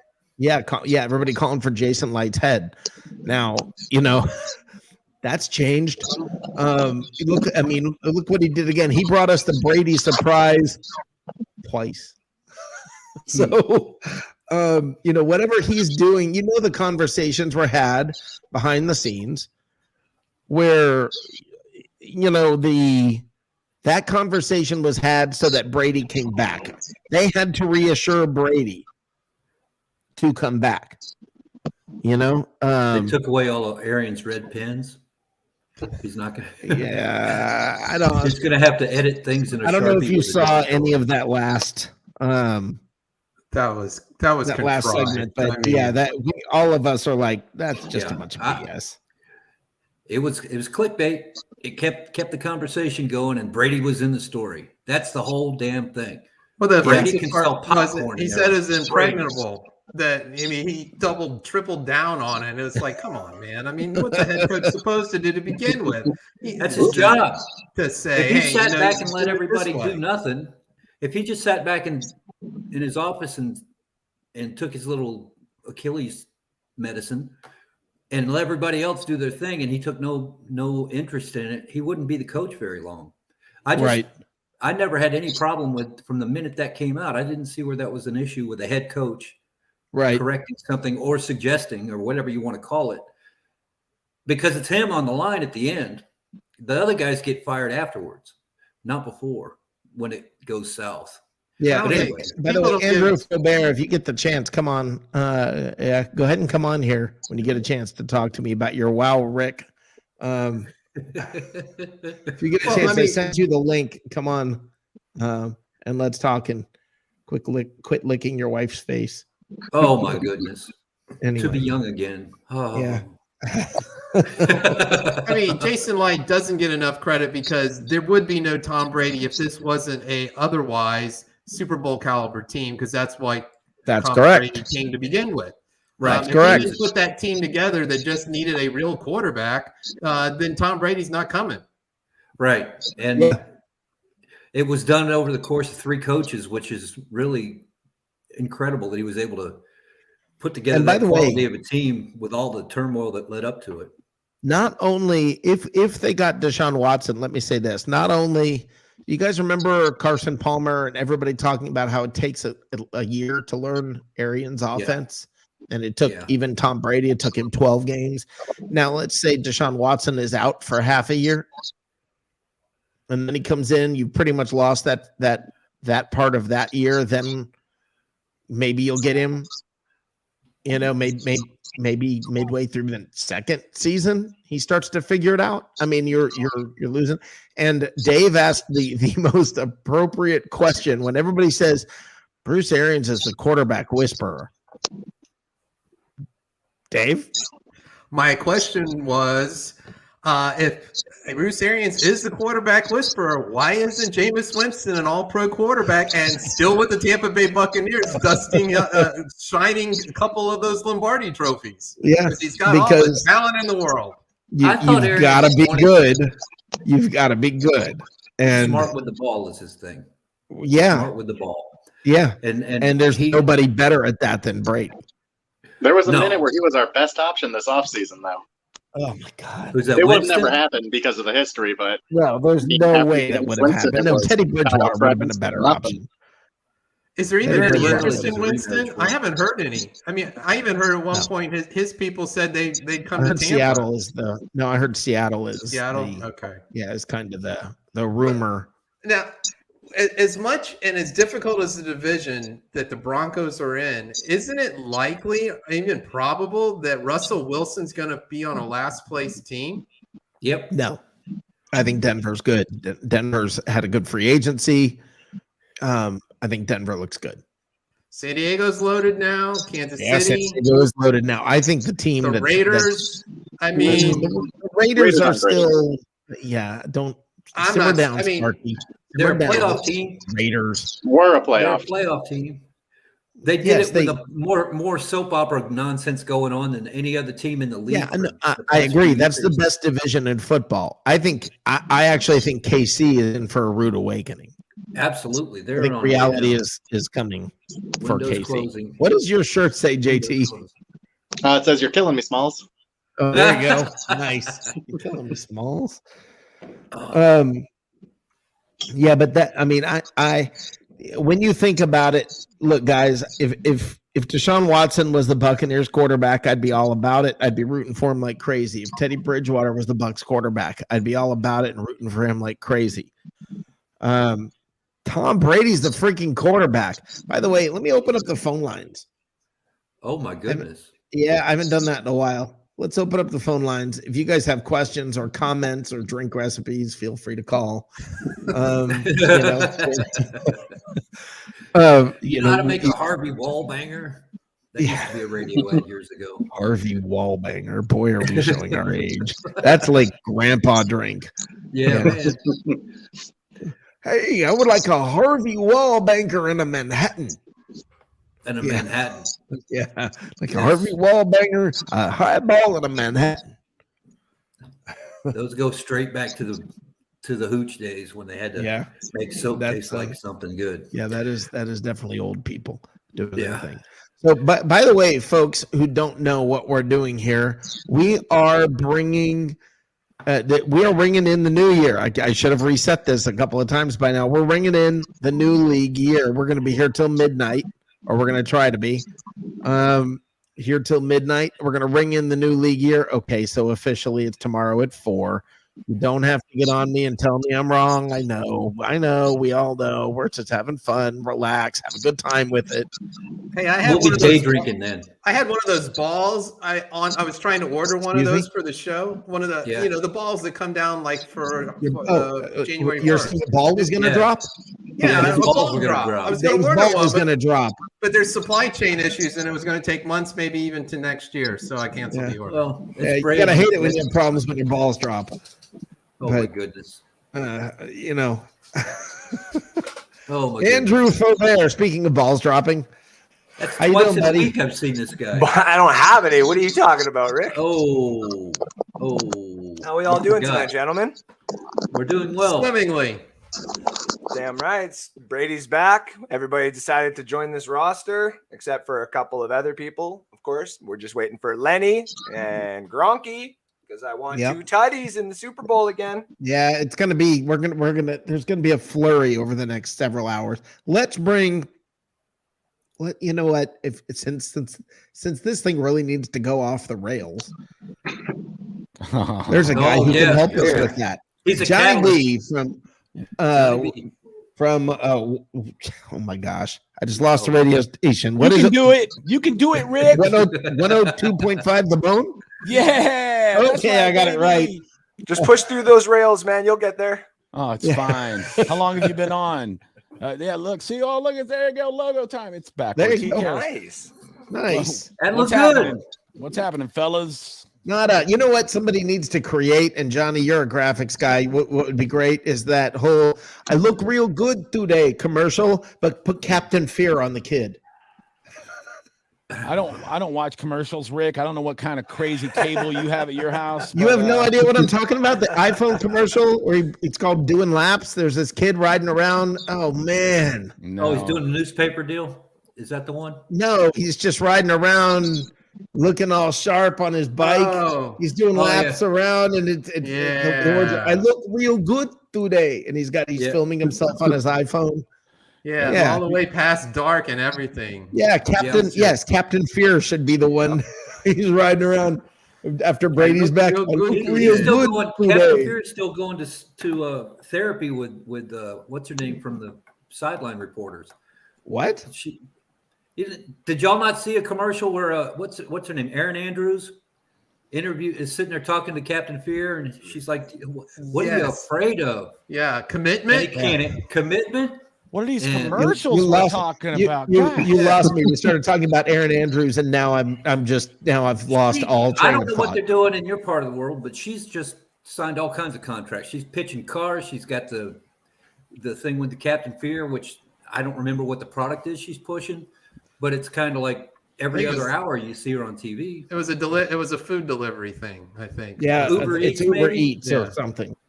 Something like The that. only ads I watch are the 30 seconds they make me watch at the beginning of a Pornhub video, and that's usually all I need at that point. Yeah, I get them for 12 seconds. And that's okay. So this is actually a true story. I have a friend of mine who worked in the industry where they delivered content to hotel rooms, and the average that a person back in the day when you'd like pay per porn view whatever in hotel rooms, the average time that it was watched was like 2 minutes or under 2 minutes. They'd rent the movie, pay for the movie, and it was watched for less than 2 minutes.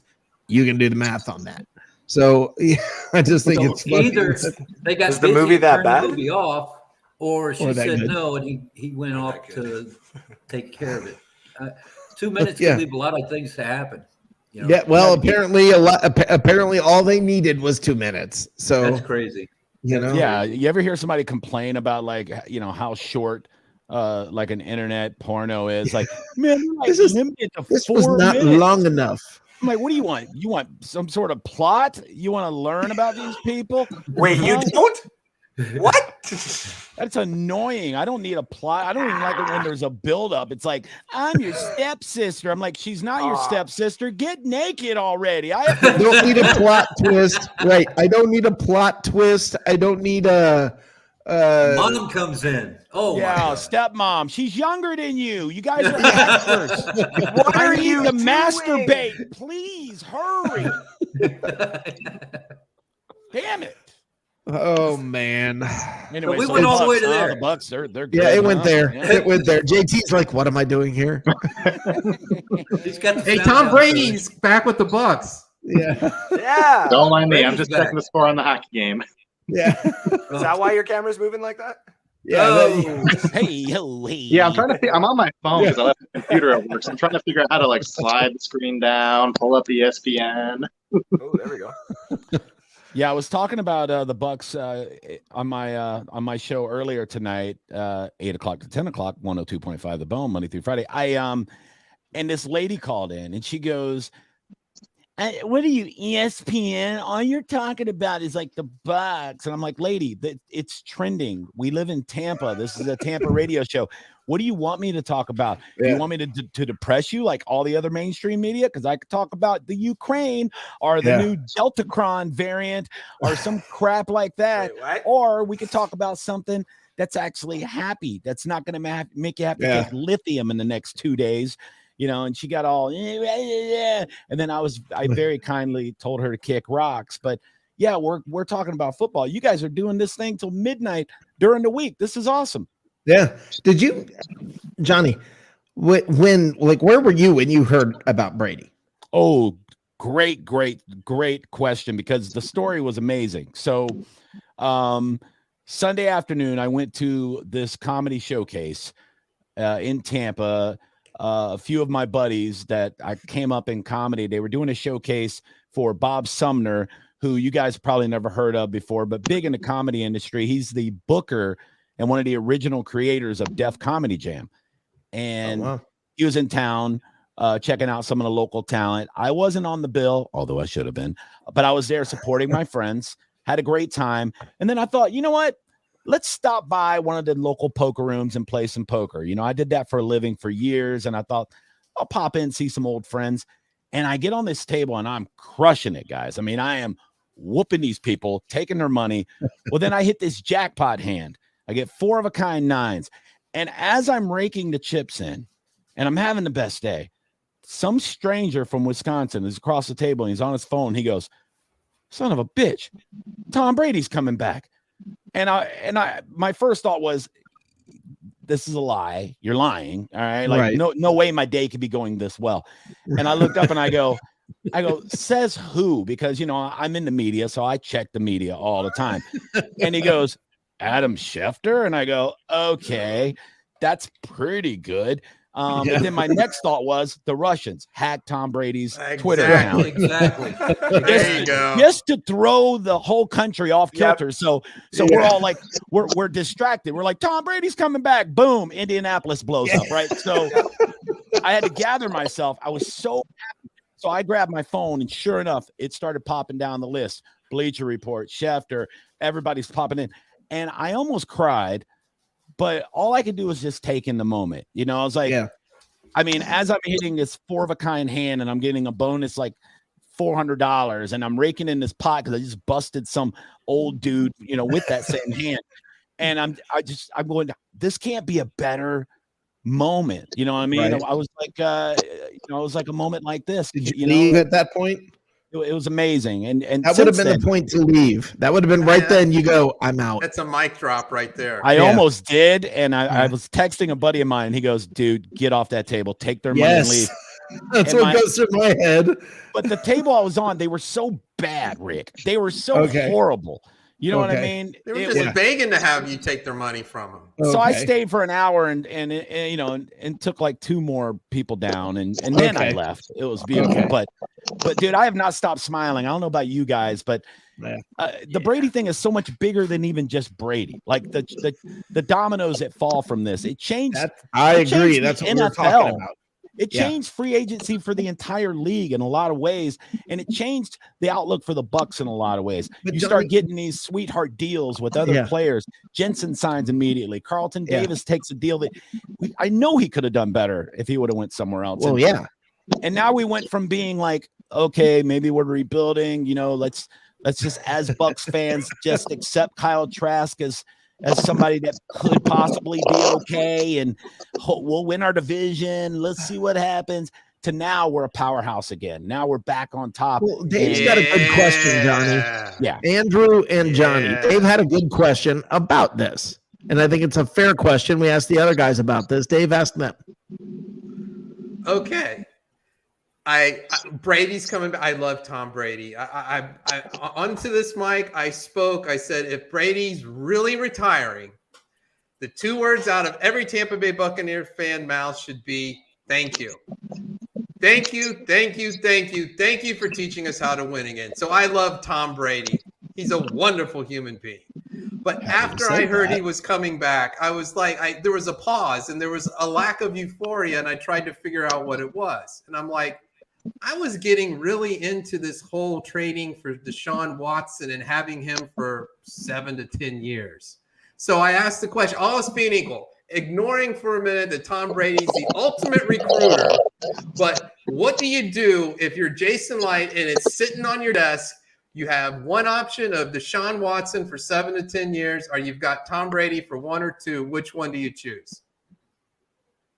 You want me Johnny? to go first? Yeah, Johnny, go ahead. Now, look, I think we were all kind of romanticizing the idea of Deshaun Watson for those reasons. But at the same time, you couldn't overlook the cost of Deshaun Watson. And that's what really bugged me mostly. And I'm not one of these guys that's like, you know, looking too far into the future. I know we're kind of in win now mode all the time. But the cost is really big. And whoever does pull the trigger, and they will, I mean, you really are kind of selling the farm for one player, and it's going to be tough to build around. First of all, what his salary is going to be, all the draft capital that you're going to give up, and they want players. They want 1 or 2 like premium players along with, you know, the draft picks. They're talking 3 number 1s, 2 number 2s, a player. I mean, it's a lot for one person, for one player. Even if this guy was Tom Brady, and he's not, he's Deshaun Watson. He's great, but he's really not done anything yet. I mean, has he won? How many playoff games has Deshaun Watson won? I mean, none. You know what I'm saying? So, yeah, it sounds great having a great quarterback, but I think it's the price is too much. I think that there might be a Deshaun Watson sitting on the bench somewhere, somebody close to him. You know, I think you could get Jordan Love for a lot cheaper, and he could possibly be a pretty decent quarterback. The price is too big. And then, you know, what you got to build around Deshaun Watson now. And it's going to be easier to do that with Tom Brady. He's going to be cheaper. You're going to have more draft picks. You're going to be able to afford to get people. People are going to come for cheaper. You're not going to get the sweetheart deals that you get with Tom Brady being your quarterback. So all in all, Tom Brady, it's way better, even if we only have him for one season. Although I think if we keep him upright, we may see him for 2 or 3 more seasons, depending on how everything looks there. As long as we keep him clean, which we did pretty well last season. You don't know how long he'll play, but you can always find yourself a quarterback in the draft or wherever you need to figure it out. I think Deshaun Watson, he's just too expensive, and we still don't even know how much of a suspension he's going to get. There's a lot hanging around Deshaun Watson that, he hasn't shown me enough to think that he's worth that much. Right. What about you, Andrew? I kind of agree. I really do. And I was, they call me Big Board for a reason, because I like to look to the future. And to be honest, like, if we're trying to compare any type of trade package that we would have to do with any of the other teams like Carolina or New Orleans, I mean, Carolina has pick number 6 and we have pick number 27. We would have to find something to, fill that gap. And what I talked to about with a few fans at Bucs Report here is, if you're going to pull the trigger on someone like Deshaun Watson, you're going to have to get used to the idea of putting up Devin White on the trade block then, because there's just nothing really else on the roster that you're going to give up. You're not giving up Vita Vea. You're not giving up Mike Evans. You're not giving up Godwin necessarily. You'd have to give somebody up who's going to ask for a big contract later on in part of this contract. And that's just putting too many holes on the roster. To be honest with you, I would rather just take the Brady route. There's, like Johnny said too, there's many different quarterbacks you could possibly get in the draft. There's just, you can get someone better than Deshaun Watson in 3 or 4 years, right? We just don't know. Right? Okay. That may be a little optimistic, but let me bring this up, because Andrew, I wish I could right now. I wish I could play the stupid stuff Bucs fans say intro, because Todd Helseth just said Uncle Arians is starting to lose it. It's time for him to hang it up. What's he losing? Weight? He's lost 50 pounds. He looks great. That's it. Well put, Johnny. That's all he's been losing. What the heck is that all about? The guy's sharp as a tack. Like, he's not the president. This guy, he is not that matters. He is fine. He is fine. What do you? And he's got plenty of red pins, and he's not afraid to use them.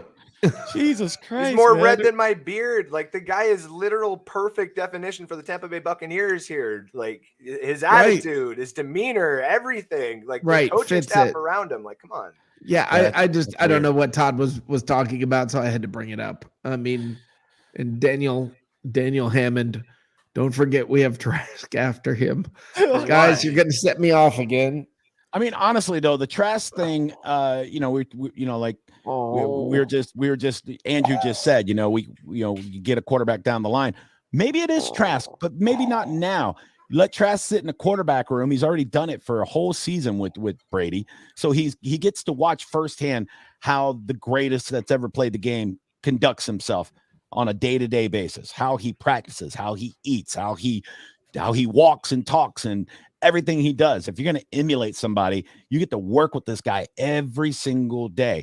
Now he gets to do it for another season. So maybe he comes back. Nobody thought 6th round dad bod Tom Brady was going to beat anybody. He's never taken a snap even in practice in the NFL. He's not even taken one snap in practice. To be fair, the year that he was drafted was Brady's last year in there. We ain't bringing no other quarterbacks in this system, in this locker room to compete or nothing else when the GOAT is in here except for Blaine mother effing Gabbert. That's the only reason I think that he never got any practice snaps. Nobody's going to see a damn thing of what this guy can do until the GOAT is completely gone from the Tampa Bay Buccaneers. I mean, he got practice snaps. I mean, they run multiple fields, the Bucs. No, he literally, the only snaps he took all of last year is running the scout squad, emulating a different quarterback. Right. He's not run the Bucs offense ever. Not one play. How good is he at being 5'6" and 180 pounds like Kyler Murray? Something like that. I'd just like to see that go. That would be fun. What? Just a passing thought. If you're going to emulate another quarterback, how do you shrink yourself? Oh. Yeah, well, Kyler Murray's probably pretty hard to emulate. But, all right, hold on. A blast from the past. A Oh, my blast God. from the past. Let's bring in Jacob Charnow. And hold on, we have a phone call at the same time. Oh, wow. Neat. Hi, We're Mr. running out of Williams. How you doing? screens. Oh boy, it is good to hear from my favorite team. Yeah. Mr. How y'all Williams. doing? Good, brother. How are you? I mean, man, it's good to hear from all y'all. I was sitting here watching, and I'm gonna say, hey, congrats goes out to the GOAT himself. Yeah. He brought the whole. He had shocked the whole electric world, but if they didn't read between the lines, they had to be crazy, because the words never say never. And my GM said, I'm going to leave the light on for Tommy. Yeah. Okay. All right, come on. Yeah. And BA say, door 1, 2, 3, or 4. Yeah. Guess what? We ain't never opened down one of them doors. Yeah. No, we were looking at it though, and I think that's why Brady did what he did. I think we were looking around. Well, I think it was more than that, Mr. Williams. I think they were ready to start making a serious run at Deshaun Watson, and I think they told Tom Brady, if you're going to do this, now's the time. Otherwise, we got no choice. So, she right. Excuse me for cutting you off, but I'm gonna throw something out there. I don't know if y'all seen it or not, but though number 87 said, if we gonna go out, and talk. All right. You with me, right? Yeah, I'm okay. All right. And now that furthermore let me know that number 12 just needed a rest. Needed a rest. It was the off season. He had as much rest as he needed. All right. But retired I'm gonna rest. 40 days. I'm gonna sit back and I'm gonna talk this over with my family. Yeah, I think that's true. Time with my family. You feel me? Yeah, I think he got pushed into it. Yeah, I think he got pushed into it. But I know the way he went down, he didn't want to go down, because due to the fact is, if I'd have had a little bit more time here, on that clock, I would have had some more unfinished business. That's why he tweeted, I got unfinished business to do here in Tampa. Yeah. And now, watch out, because playoff Lenny, he's going to sneak in the back door. Well, nobody else seems to be looking for these running backs, so you're right. We may get lucky. We'll see. Notice playoff Lenny said bye-bye to Tampa, but so happened he turned on his TV, and number 12 is back home. Yeah. With unfinished business. Yep. Okay. And also, hey, Russell Gage, hey, welcome to Tampa. Yeah, it's a nice little addition. Yeah, nice little addition. Thanks for calling, Mr. Williams. Hey, but one thing I'm kind of touched about, I am sad that we had to lose Jordan Whitehead. Yeah, and we're going to talk to Jacob Charnow about that in just a moment here. He's on the screen. He's a huge Jets fan. We're going to talk to Jacob about that. He's a Jets fan. Yeah. They're hard to find. Man, tell him, man, we all love him. We're not going to bash him until we get to the Super Bowl. Oh, no, I might. All right. Have a good night, Mr. Man, Williams. I love you guys, man. You take care. Hey, man, I love you guys. Hey, and I want to say welcome back to my boy Chris Godwin, man. I'm glad to see that you're back. Hey, man. Come on, and let's get these other 1,000 yards so you can get your second ring. And there you go. I got to run, Mr. Williams. I got to run. Yes, sir. All right. Have a great night. Bye.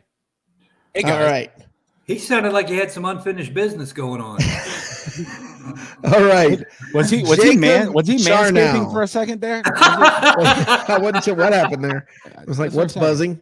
But Jacob Charnow. Of course, Jacob has to do a flyby this evening when one of my favorite players on the Buccaneers, Jordan Whitehead, decides to fly the coop and go to his favorite team. Jacob, go ahead and tell us all about it. Go ahead and get whatever bragging you've got. Just remember you're a Jets fan. I know there's no bragging. I don't think. I think the bragging is that finally, after the history of our franchise, we have what seems to be a relatively competent general manager, which is pretty awesome. Listen, I love Jordan Whitehead, but I honestly came to Rick. I know you're the guy asking the questions here, but I come to ask 5 other Bucs fans the question to explain to me what kind of talent, what am I getting with Jordan Whitehead now? Okay. He's one of my favorite players. So I will tell you this. He's a hitter. He's a guy you will see put his shoulder pad on the football and knock it loose a lot. Now, he was not a starter. He was a number 2 for the Bucs. But when he went out injured, you could see it impact our team. So yeah, you got one of my favorite players just because he reminds me of almost a Lynch kind of guy, a big hitter coming from the safety position. You don't see it anymore because it's so hard to hit, and he manages to legally get that shoulder on the football a lot. Yeah, that's all. I mean, the Jets, I mean, you guys watched them last year. They need it. They need anybody at this point who's going to make any sort of impact in that secondary because it was atrocious last year. Oh God. And then, I mean, now the one guy we did franchise tag who I don't know if you guys brought this up yet, Marcus May. I know a guy that the Bucs definitely had an eye on is signing with the New Orleans Saints. Which I know, whatever, but trust me, I've watched him play the last however many years. Right. You're okay without him. I promise. He was on a decline. He was on a decline last year. He's gonna probably get suspended for a few games anyway because of that DUI and then not telling the league about it. A weird situation, but I think you guys will be okay. I think there's other places you'll address it in the draft. You'll address it here and there. I'm sure you'll figure it out. But there's a lot going on since we've all since I've talked to all. Has there? Yeah. What has there been? A whole season? So almost, yeah, it seems like it. I mean, almost a whole season, man. Rick, I come back because I'm a man of my word, and I have to tell I was wrong. I was very wrong. I have to give you credit because I might have been on this platform talking about how the Jets were gonna finish over 500 last year and all this and that. And yeah, you might have, but you know, you're a fan, and I can respect it. I was wrong. But this next year, Rick. Oh, here we go again. Nice. Here we go again. He's doubling down. This is the guy who goes back. This is the guy who goes back to the girl again after she's, Jacob. Wait till next year. He sounds like an old school Bucs fan. Oh, yeah, I was going to say that too. What else? If there was social media in the 80s, I would have to go back and delete all of my Facebook posts of we just drafted Vinny Testaverde. We're going to the Super Bowl, baby. Bo Jackson's coming. Bo Jackson's coming. Winston #1. Johnny, they used to laugh at me in elementary school because I would say, "Wait till next year before this year was over." I mean, like at the beginning of this year. I'd be saying wait till next year, and I'd be talking about this season hadn't even started yet. So Josh Freeman's gonna have more Super Bowls than Brady. You watch. Oh God, oh Lord, Johnny. I would also have to go back if I was alive in the '80s and there was Twitter and say we just got Vinny Testaverde. We're gonna win. You would have done the same thing. I got to be honest. I liked the New York Jets Vinny Testaverde. That was always a cool story. He was always the guy that was like at home. Yeah. Babysitting the kids, checking the mail, and all of a sudden he gets a phone call. He's like 44, and they're like, "You want to play Sunday?" And he's like, "It's Friday," and they're like, "Sure." And he's like, "Yeah, I'll be there." And then he goes and beats the Dolphins. Like, I love Vinny for that kind of. He had a great career, but 44-year-olds have no business playing quarterback in the NFL. He threw a touchdown in one of every 4 decades, didn't he? I think you're right. I think you're right actually on that. Yeah. Wow, that's a cool stat. Only quarterback to throw a touchdown in 4 consecutive decades. Wait for Brady. Just give him time, man. He's trying. Brady, what year? What year do I need to get? He'll do it in different millennia. He'll do it in like 2100. He'll do it every 1,000 years. Every 100 years, he's going to throw a touchdown. Yeah. When did Tom Brady get drafted? What year was it? Every century. 98. They're going to have a stat soon on Tom Brady. We're going to be like, today he's playing against the grandchild of the first player he ever defeated in the NFL. First person to play against a grandchild. Yeah. Y.A. Tittle the third. Now, if you wait long enough, Tom Brady will be playing in the Super Bowl against Jack Brady.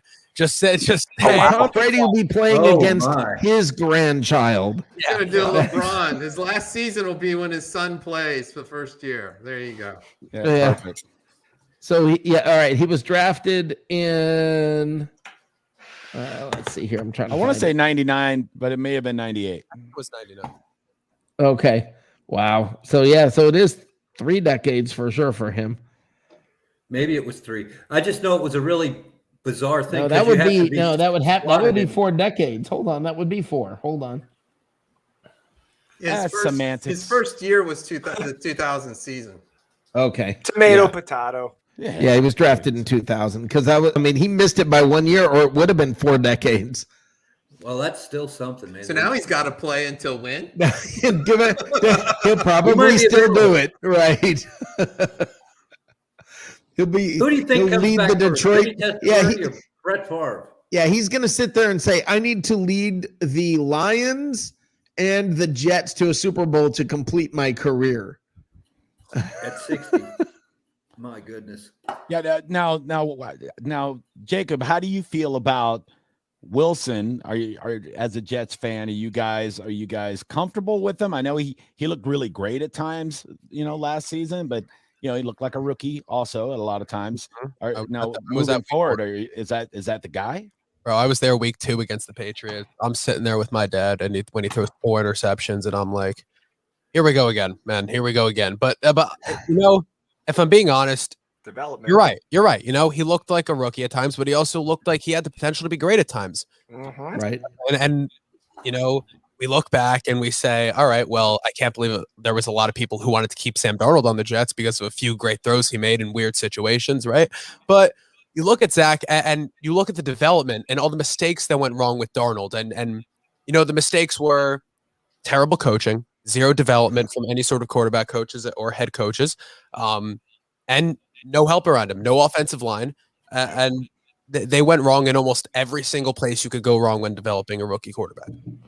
Sounds a lot like the Bucs from 2015 or 1976. You know what I'm saying? You got this high draft choice and a first overall pick, Jameis Winston. You have a horrible coaching staff that doesn't develop talent. You have a horrible offensive line at the time.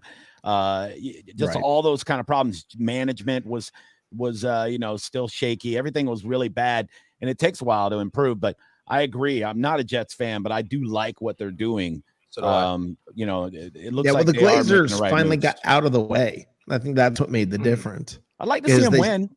That'd be nice. What's that? I'd like to see the Jets win. I root for the fan bases that. Oh no, I'd love to see Cleveland, Detroit, and the Jets. Oh, dude, crack at it. I'd be fine with that. I want the Lions, I think, more than anything now, just for my co-host. I want to see that guy party his ass off. Yeah, I would love to see the Lions because they're terrible. I mean, they always. Jake, can I ask Jacob a quick question about the Jets? Yeah, do it. So, Jacob, hi. It's good to hear from you again. Hey, man, what's up? Hi, buddy.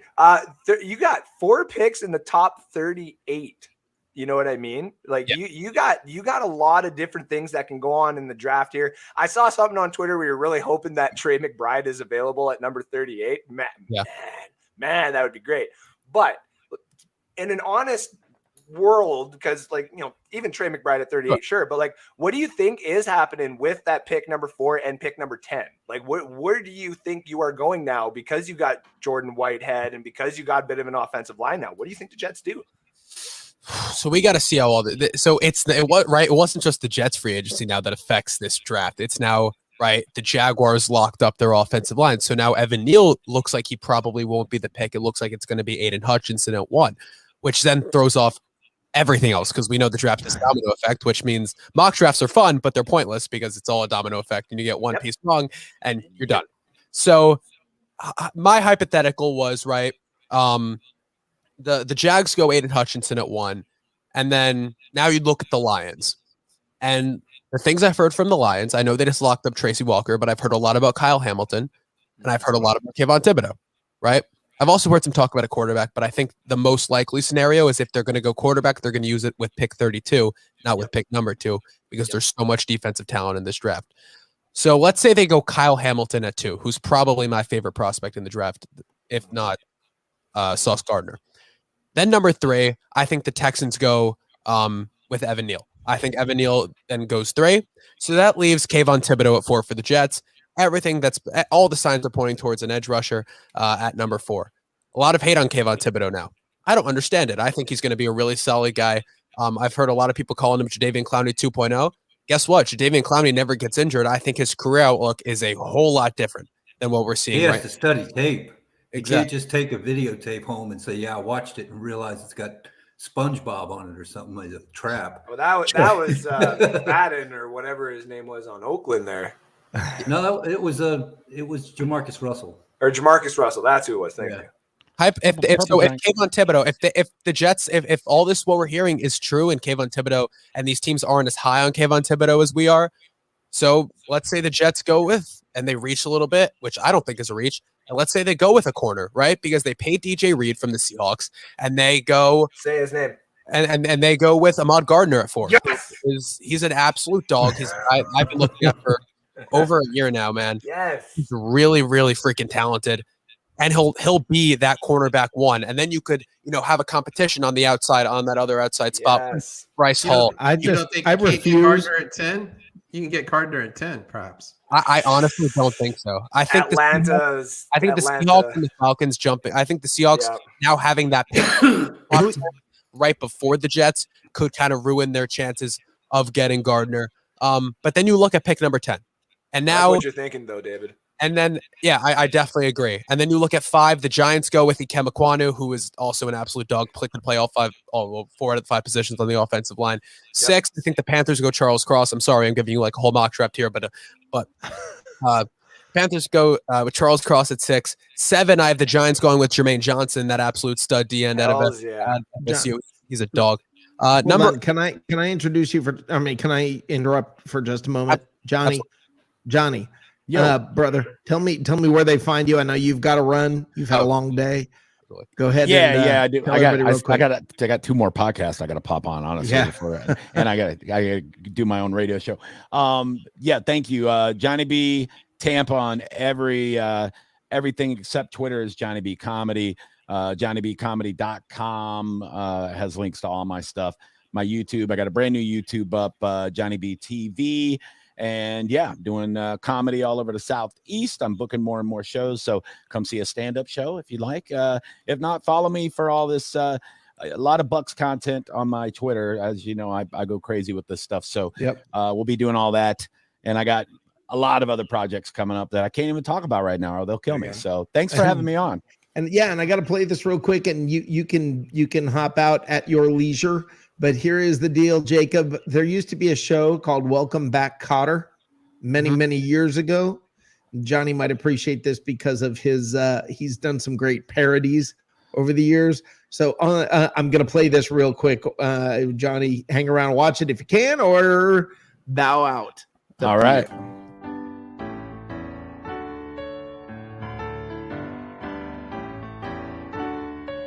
Brady's back.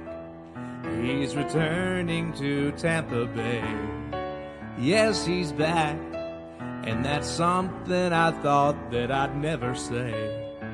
Well, we hoped and we prayed that he'd play some more, but we all thought that he had closed the door. Now he's coming back next season. Coming back next season. He said, I'm not gonna leave it. No, he's not leaving. Yeah, we need him a lot to keep the Bucs on top. Brady's back. Brady's back. Brady's back. Brady's back. Brady's back. Brady's back. Brady's back. And so are bandwagon fans, mostly Pats. who are sad about the shape Bill has them in. Tampa Tom is ours and he's back again, 'cause he wants to go out a champion. You all probably should have guessed so. Probably should have guessed He so. ain't going to San Francisco. Boy, doesn't that He's gonna blow. retire on top. He's coming back to the Bucs. Brady's back. Brady's back, Brady's back, Brady's back. Brady's back, Brady's back, Brady's back. Brady's back, Brady's back, Brady's back. $65. Okay. Maybe 66. Sorry, I thought I was still muted. So yeah, Jacob, I know that probably brings chills to you knowing Brady's back, being a Jets fan and having to go through that torture. He's in the NFC. What's that? As long as he's not with the Patriots, I don't care. You know, he's in the NFC, and it doesn't. And you know, unless I'm playing him in a Super Bowl, I think we'll be okay for now. Yeah, and I don't. He'll probably hang around long enough. So yeah, Hey, Mike, 10-year rebuilding plan? That may be a long time, Dave. I was trying to give him some hope. Okay? You're a Magic fan. You'll know about that, Dave. Yeah, absolutely. 2030, man. We had our executives say 2030, where by then we'll have a championship. Yeah, and he said it 5 years ago. Yeah, can you guys imagine that? Can you imagine? Think about this. What if 5 years ago the Bucs ownership said we're on track to win it in 2030. Yeah, That's literally what the Magic. That doesn't sell Hey, too it's many on track, tickets. man. We are on track. Yeah. Tankathon, here we come. Wow. Wow, that's 8 more years down the road. That means your whole team's flipped over twice. Yeah. Jeez. At No. least, at the very least. Yeah, I mean, my God. Wow. Let's But add. Jacob, let me but add. he's got hope though. I like the guy that's got the glimmer of hope. He had the 7 wins for one coach kind of thing going on a little while back. I Yeah. thought that was funny. Well, the It hope didn't work out. Yeah, Let me add Liam Mitchell here from Bucs Archive. Liam, if you guys don't know, has a phenomenal YouTube page with highlights and hype videos and all kinds of good stuff. You guys are going to want to check that out. Liam, tell them where they find you first of all, and tell everybody what you do. Well, what's up, guys? Hope everyone's having a good night. Rick, good to see you again. Haven't seen you in a Good while. seeing you. Yeah, it's been a while. Yeah, man. Yeah, you guys can go check out my YouTube channel at Buccaneers Archive. I actually just posted a Russell Gage highlight video on there. Try to post a lot of history, of Bucs history on there, but I really enjoy doing it. So come check it out, Bucs Archive over at YouTube. Man, what a last couple of days it's been. Tom Brady's back in town, so I'm very excited right now. Where were you when it was announced that he was? I was at home with my girlfriend, and my girlfriend actually saw the tweet, and she showed it to me. And at first, I thought maybe it was fake. I didn't believe it. When he first retired, I was a bit skeptical that he would actually stay retired. But you never know. So I was kind of just accepting the fact that we'll probably end up with Kyle Trask or Blaine Gabbert this year, and he's back, and other things follow. Jensen's back, Carlton's back, so. It's been an awesome last couple days. Sort of reminds you of Parnell Dickinson, huh? Oh yeah, Paydirt Dickinson.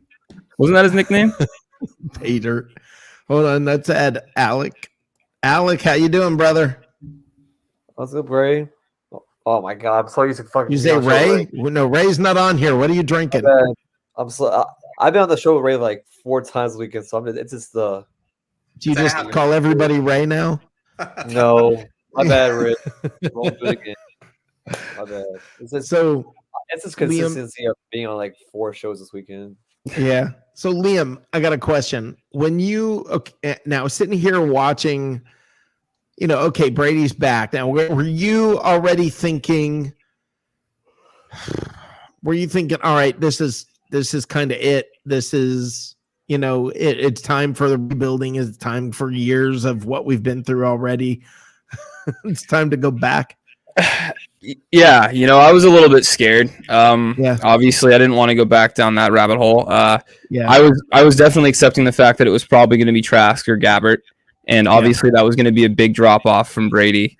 I also was expecting that we were going to lose quite a few guys because Tom left. You know, I was thinking Gronk's not going to come back. We probably won't get Lenny back. And I was afraid. I was definitely afraid. I wasn't super confident in our division opponents. I'm still not super confident in them, and we'll see what'll happen with Deshaun Watson. But I was afraid for sure. Jacob, I know you got to run. Give us first of all, tell everybody where to find you, and then give us your last thoughts and talk about the Bucs for a minute. Tell us what it looks like from the outside to you. Cool. Yeah. So first off, go check me out. The Hard Count Football Podcast live Sunday mornings, 9 a.m. Eastern on the Hard Count Football YouTube channel and over on 1252 Sports. It's pretty awesome. Any of you guys, any week, of course, are always welcome on. Absolutely, 110%. If you want to talk Bucs, you want to talk NFL, I'm around. Come join. Just shoot me a text. Follow me on Twitter at Jacob Charno and Instagram at Hard Count Football. And of course, subscribe to the Hard Count Football YouTube channel. But to talk about the Bucs, man, I mean, of course, having Brady back is, I'm sure I can't even. I'm sure that euphoric feeling. It's awesome. And of course, there's the Brady effect. So in terms of this upcoming year, right, guys, we see Carlton Davis come back. Brady's not the quarterback. Carlton Davis isn't coming back. I think that's I'm right. That's a pretty known thing, I would guess, but between the Bucs community. I don't know what the deal with Leonard Fournette is. Is Lenny coming back? What's the deal there? Well, we don't know yet. Fair enough. I think that's still. We don't know yet. TBD. That is to be determined.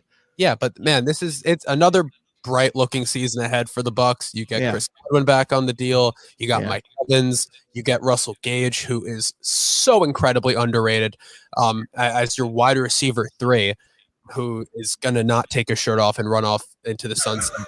He's mentally stable. We like that down here in Tampa. We do. Yeah. That's and listen, I hate to talk about another team, but man, the Falcons have nobody for Matt Ryan to underthrow this year, do they? They have no receivers. I mean, it's double Kyle Pitts and it's over. That's what I was saying for the Jets at 10, man. I don't know what receiver. I don't think Garrett Wilson will be there just for them. Triple cover Kyle Pitts. I think the Falcons will receiver at number 8. I think they have to. I really don't think they have another option at this point. Right. But yeah, I mean, obviously another bright looking season for the Bucs ahead. You don't need to have like this childlike optimism, because you can have optimism. You can have real-time optimism that when Tom Brady's your quarterback and you have those weapons and that defense that you shouldn't have. The one thing I'll tell you, Jacob, and appreciate this during these down years right now with the Jets. So good when let me tell you this. When the thought of Brady not being here, when we thought that was a reality, there was a certain part of me that said, you know what? It's back to just being Bucs fans, not Brady and the Bucs, but just being Bucs fans. And there was something kind of cool about that and kind of nice about that. So, but don't get me wrong. Do not get me wrong. Later.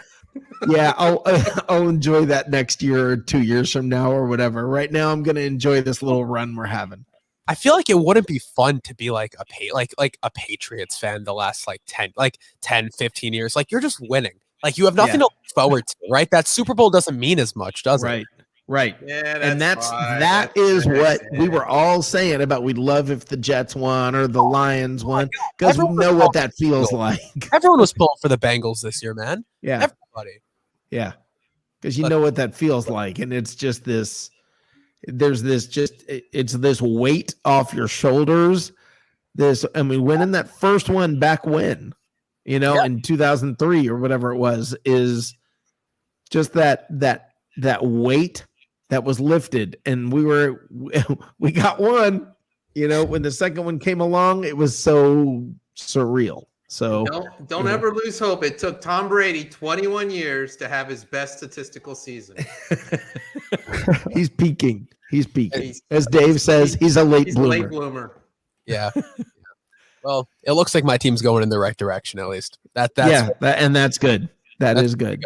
That's pretty good. Jacob, I know you got to run. I do, brother. Thank you, my friend. You letting me jump on, and hopefully I'll talk to you guys real soon. Yeah, thanks for coming by. Thanks, Jacob. JETS, Jets.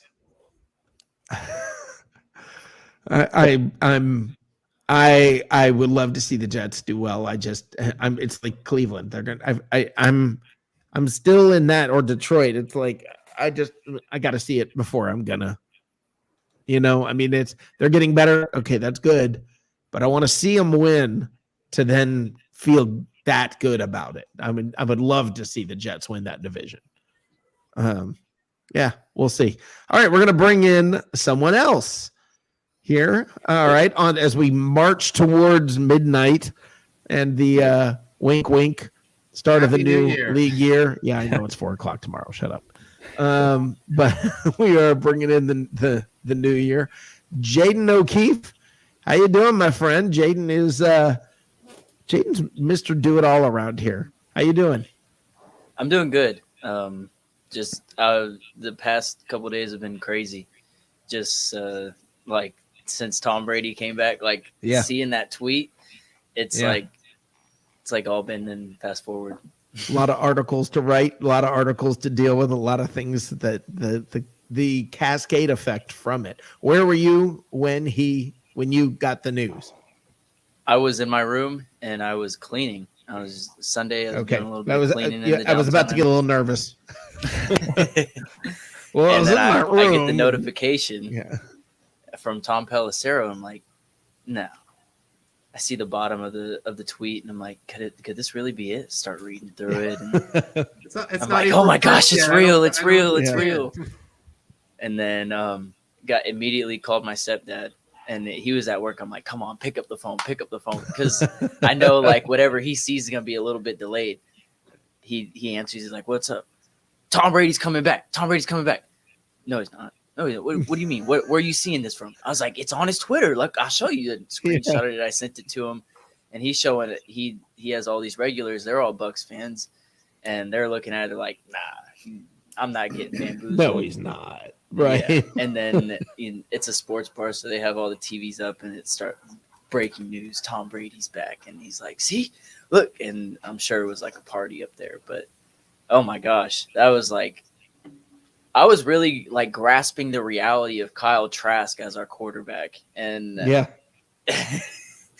that's a tough one. That's a tough one to hold on to. Yeah, I mean, I've been sitting here. Dave can laugh about this. He knows that I've sat here and dealt with people telling me Kyle Trask is the future, and I'm just like, Bruce Arians is a quarterback whisperer. Based on what?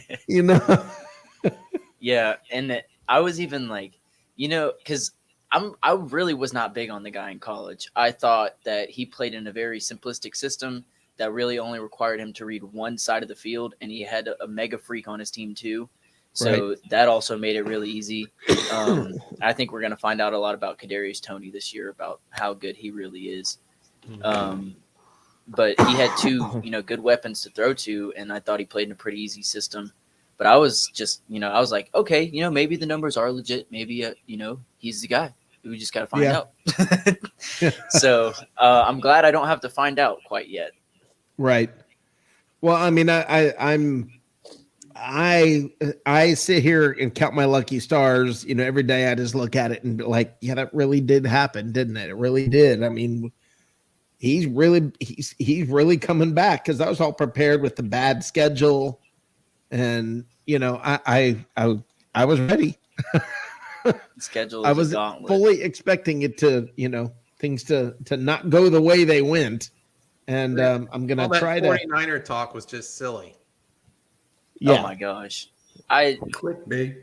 Well, it is now. Yeah. It seems like it now. At the time, it didn't seem silly. It seemed realistic just because, that's his hometown, and he went to his first football games there. He even has talked about how he grew up throwing the football in the 49ers, parking lot stadium parking lot. But I mean, he was signed here, so it was really hard for me to grasp the fact that the Bucs would let him walk.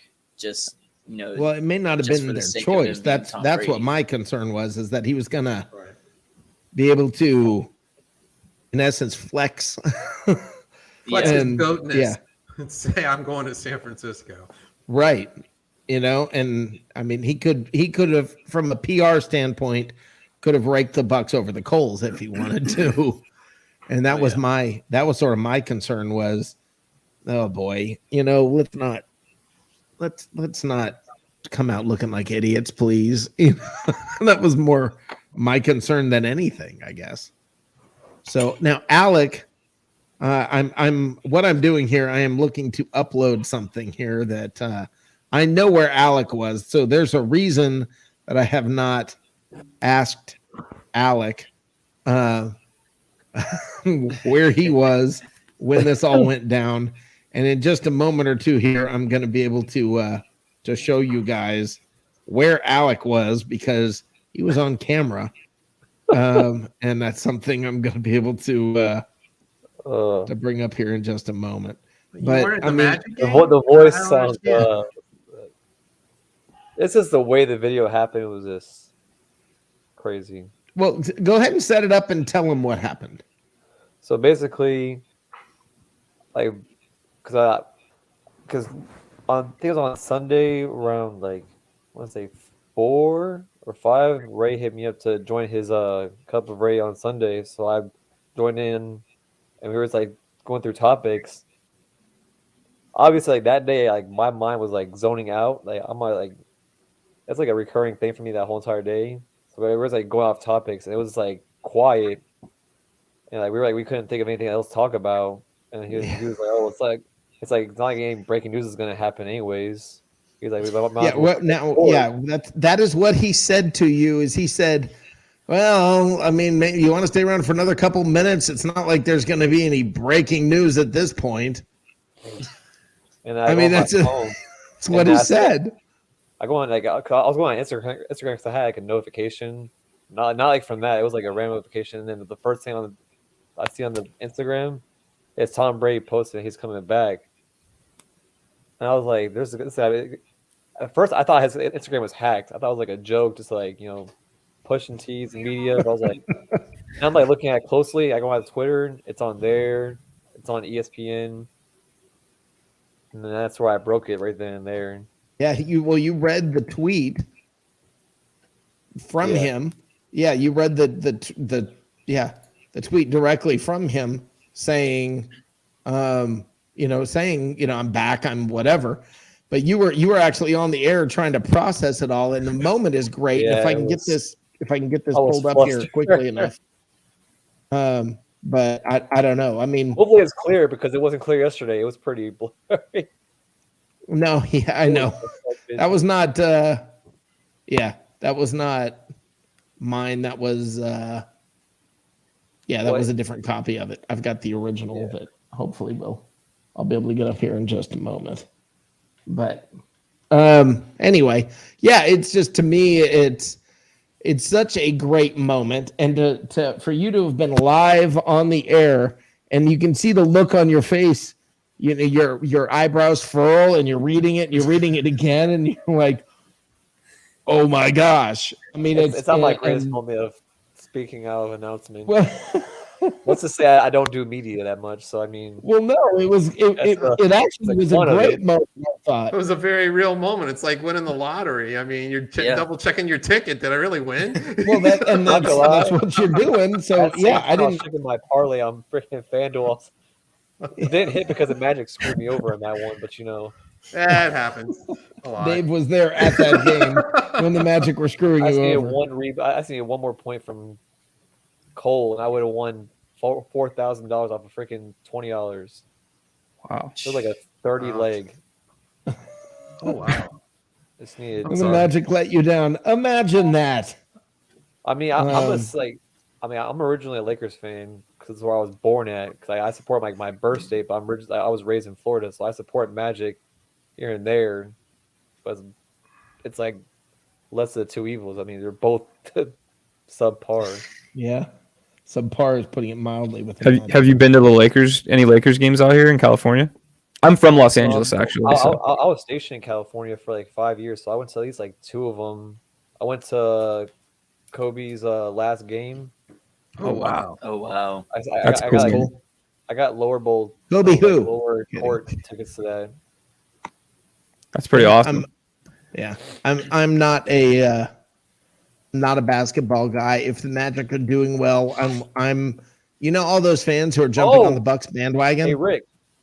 Yes. Hey, what are you doing next Tuesday night? We have shows on Tuesday. I don't know why. What's going on? Because I have 2 tickets to the Lightning and Charlotte Hurricane or Carolina Hurricanes. Carolina. Oh, that's like 4 hours from me, and I have to work the next morning. Whoo, never mind. Or 3 hours from me, or something like that. Yeah, Raleigh. So yeah, no. Otherwise, I'd have been all over that. Yeah, I don't know why they're not in Charlotte. It doesn't make any sense to me at all that they're not in Charlotte. Right? Why they're in Raleigh? I don't. Just as somebody who loosely follows the NHL, I would have figured it'd be in Raleigh. It really? Seems like, it just seems like the natural place for it.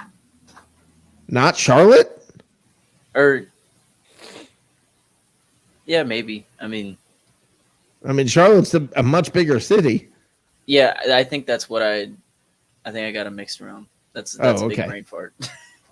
But yeah, that's what I just feel like it'd be in the bigger city. Yeah, that's what I would have pictured. That's what I find so funny, or that's what's so odd about it is, what in the world is it doing there? Charlotte's but like, I don't even hear people talking about I don't even hear people talking Charlotte. Talking Panthers around here. Baker Mayfield makes me laugh. Baker Mayfield makes you laugh? Because he said Baker Mayfield posts message thanking Cleveland fans on same day Browns brass meets with Deshaun Watson. Tweeted out like a long message. Why waste time? I wonder if he knows. Well, I wonder if if that's not a clue that the decision's been made. As long as it's not Carolina and Atlanta or New Orleans, I'm fine with it. I could. Yeah, but you go down the list. There's good wide receivers in place, good offensive line, and the thing that I never understood with him going to Carolina is like the coaching uncertainty. Like, there's a chance that his suspension comes down this year, and he plays less than 10 games with a head coach, and then could have a new head coach next year, unless they give Matt Rule another year because the graces of him having to work through Deshaun's suspension. Right. But that seems like the most stable situation, honestly. Yeah. Well, by the way, here, guys, I'm going to play this video now of Ray's show. This is the video when Alec is on with Ray, and ignore my face. That's the best part, is watching your face as you read the tweet from Tom Brady. This is awesome. My friend, because I think I went way over here. We're not going to get any breaking news, I think, at this point, unless you get something in the next few minutes. Can you hang for another 2 minutes? Wait a second. Oh, you're getting breaking news right now? Oh, what? Tom Brady's back. These past 2 months, I realized my place is still on the field and not in the stands. Time will come, but that's not now. I love my teammates. I love my supportive family. Without them, this is possible. I'm coming back for my 23rd season in Tampa. We have unfinished business. Oh, let's go. Where are you getting that? It's on his Instagram. Is that on Tom Brady's Instagram? No, Bro, look at hold on a Instagram. minute. Oh my gosh. Let's go. Are you talking about Tom Brady's Instagram? Yeah. Yeah, we just saw that. Alec just broke it on here. God dang it. Leave it to him. I just got them talking about how I let that cat go to the 49ers, and now he's going to come back here. That son of a bitch for making me look wrong. It was an awesome moment. The amount of people that hit me up all week was so cool. Yeah, as he's saying, watch this again. As he's saying, yeah, we're not going to get any breaking news. There's nothing coming. He's saying we're not going to get any breaking news. And watch your face. My friend, because I think I went way over here. We're not going to get any breaking news, I think, at this point, unless you get something in the next few minutes. Can you hang for another 2 minutes? Wait a second. Oh, you're getting breaking news right now? Oh, We're not getting any breaking news. It's so awesome you got your reaction. I wish I had my reaction, man. That's so cool you got your reaction. And it's just the timing. The timing is so perfect. Yeah, that's what I think. I think like the last 3 days, I've been hitting up by everybody about that. Even Keith. Yeah. I think it was even he Yeah. messaged me about it. Yeah, well, that's what's funny is I was on the phone. I mean, I was. If you saw Ray picked up the phone and started talking to somebody on the phone, that was me. I called him. I heard the voice. Yeah, I called him, and I didn't know he was on the air at that point. I thought he was off the air at that point. So I was calling him to tell him, hey, man, I'm going live in 5 minutes. I didn't know he was still on the air. And the crazy part is when we were on live, I clicked Facebook. I was like, by the way, Rick's live right now. He was like, wait, he is? I was like, yeah, he's live right now. Yeah, I had no idea. I when he answered the phone, I assumed he was not on the air because he's answering the phone. You know, if you just call me right now, you know, if my nephew calls me or if somebody, you know, just a friend calls me, I'm not answering the phone. So I had no earthly idea. And it was just funny. The way that whole thing went down was so priceless. I mean, you see how quick the word moves. I mean, I literally, from the time you read it, which was immediately, as soon as Tom Brady posted it, I called Ray that quick. It had been maybe 60 seconds after Tom Brady posted it that I called Ray. So that's how fast. You know, Ray was saying this, and I don't know if it's not true, but Alec, you may have been the first person anywhere to actually break the news live. Has it happened? Yeah, you may have actually been the first person because you're reading it like, wait, what? So, I mean, that's kind of that's pretty cool. The funny part about all this is, let me ask Jaden and Liam. Liam, let me start with you. Liam, you're in California. Yeah, LA, a little north of LA. Right. Okay, so you're removed from the buzz, right? So am I. I'm in Charlotte. Right? That I heard Bruce Arians made the comment that the entire mood of the city has changed. Everyone's just more lively. Yeah, and happier and more upbeat and more, you know, everybody was down because all the news was bad. This is what's funny, and this is what I wanted to bring up right now to you guys, is when we got Tom Brady, it was the first COVID year. Yeah. News for everybody else is just like, what a horrible year, you know, and how miserable they were and blah, blah, blah. It wasn't such a bad year for me. Okay. It wasn't such a bad year. I mean, my team got Tom Brady and they won a Super Bowl. I mean, I kind of have good memories of that year. Right? Oh, I mean, a 100%. home Super Bowl win.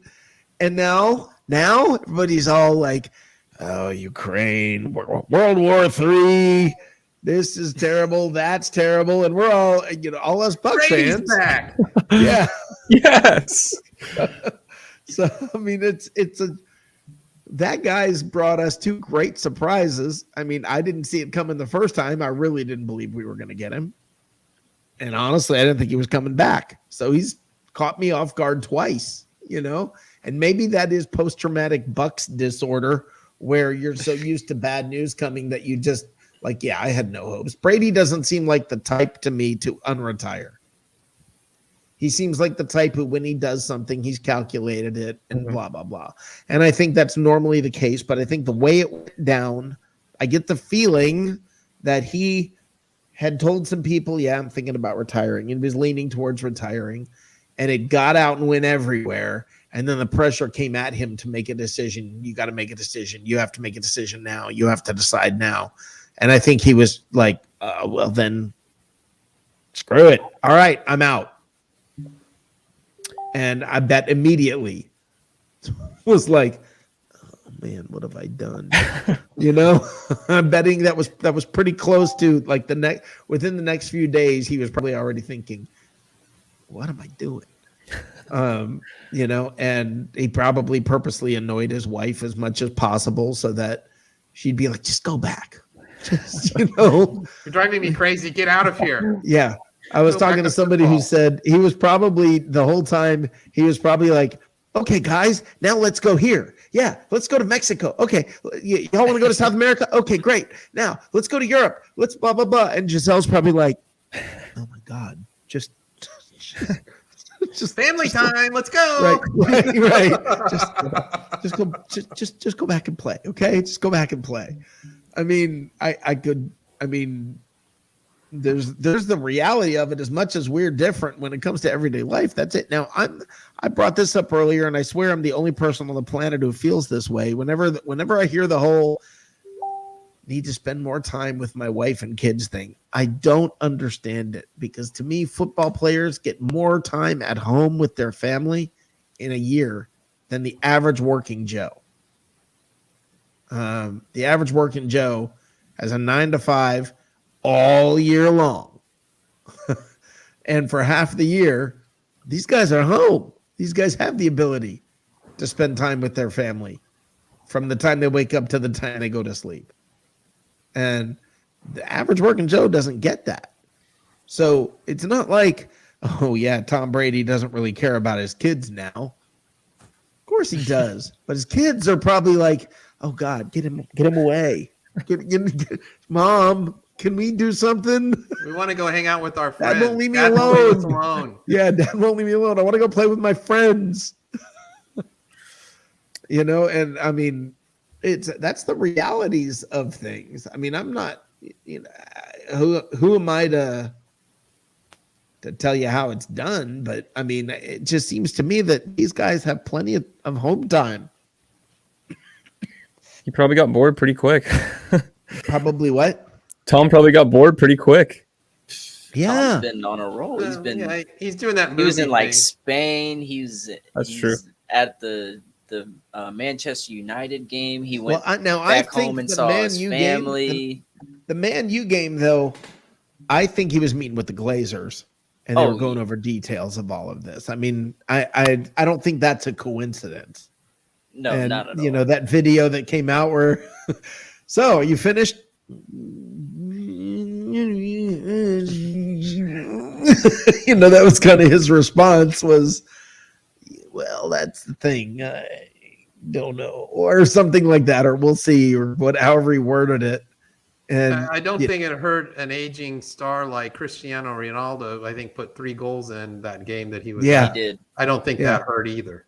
Yeah, yeah, all of it. You know, to him sit there and be like, "Oh man, I miss this. I miss the glory. I miss the the guys. I miss the camaraderie. I miss the guys." And you guys remember when Brady first signed with the Bucs, well before his first game, still in the off season. He wrote an article for Players Digest or something like that. I think it was called. Do y'all know what I'm talking about? There's apparently a magazine called the Players Digest, I think it's called, or a publication, and it's player written articles. And he wrote this whole article about why Tampa and why he left New England and blah, blah, blah. And to me, this is, when you look back, you know, he was just saying, I need new challenges. I need something else that after you do it for so long, it's the same thing over and over again. And he was trying to quiet the whole, are there problems between Brady and Belichick?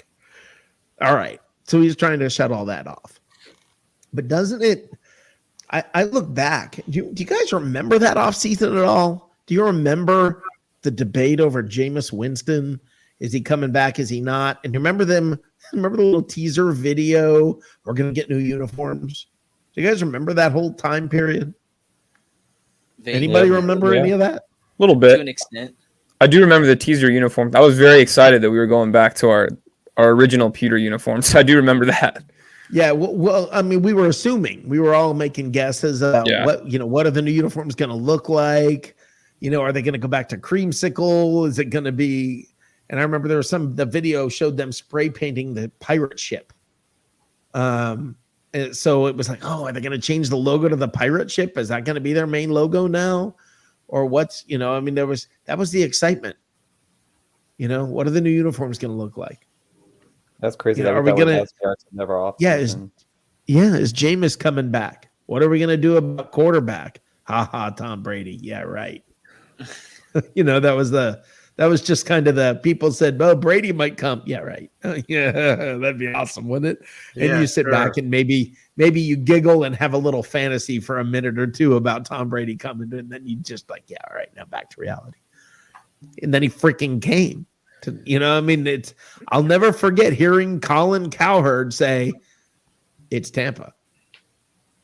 That's where I heard it, was Colin Cowherd saying, "I have a very reliable source that is very close to Tom Brady. He's in the entertainment industry. I have just gotten it confirmed. It's Tampa." And I just remember being like, what? You know, like, this is stupid. The greatest player of all time wants to come to Tampa.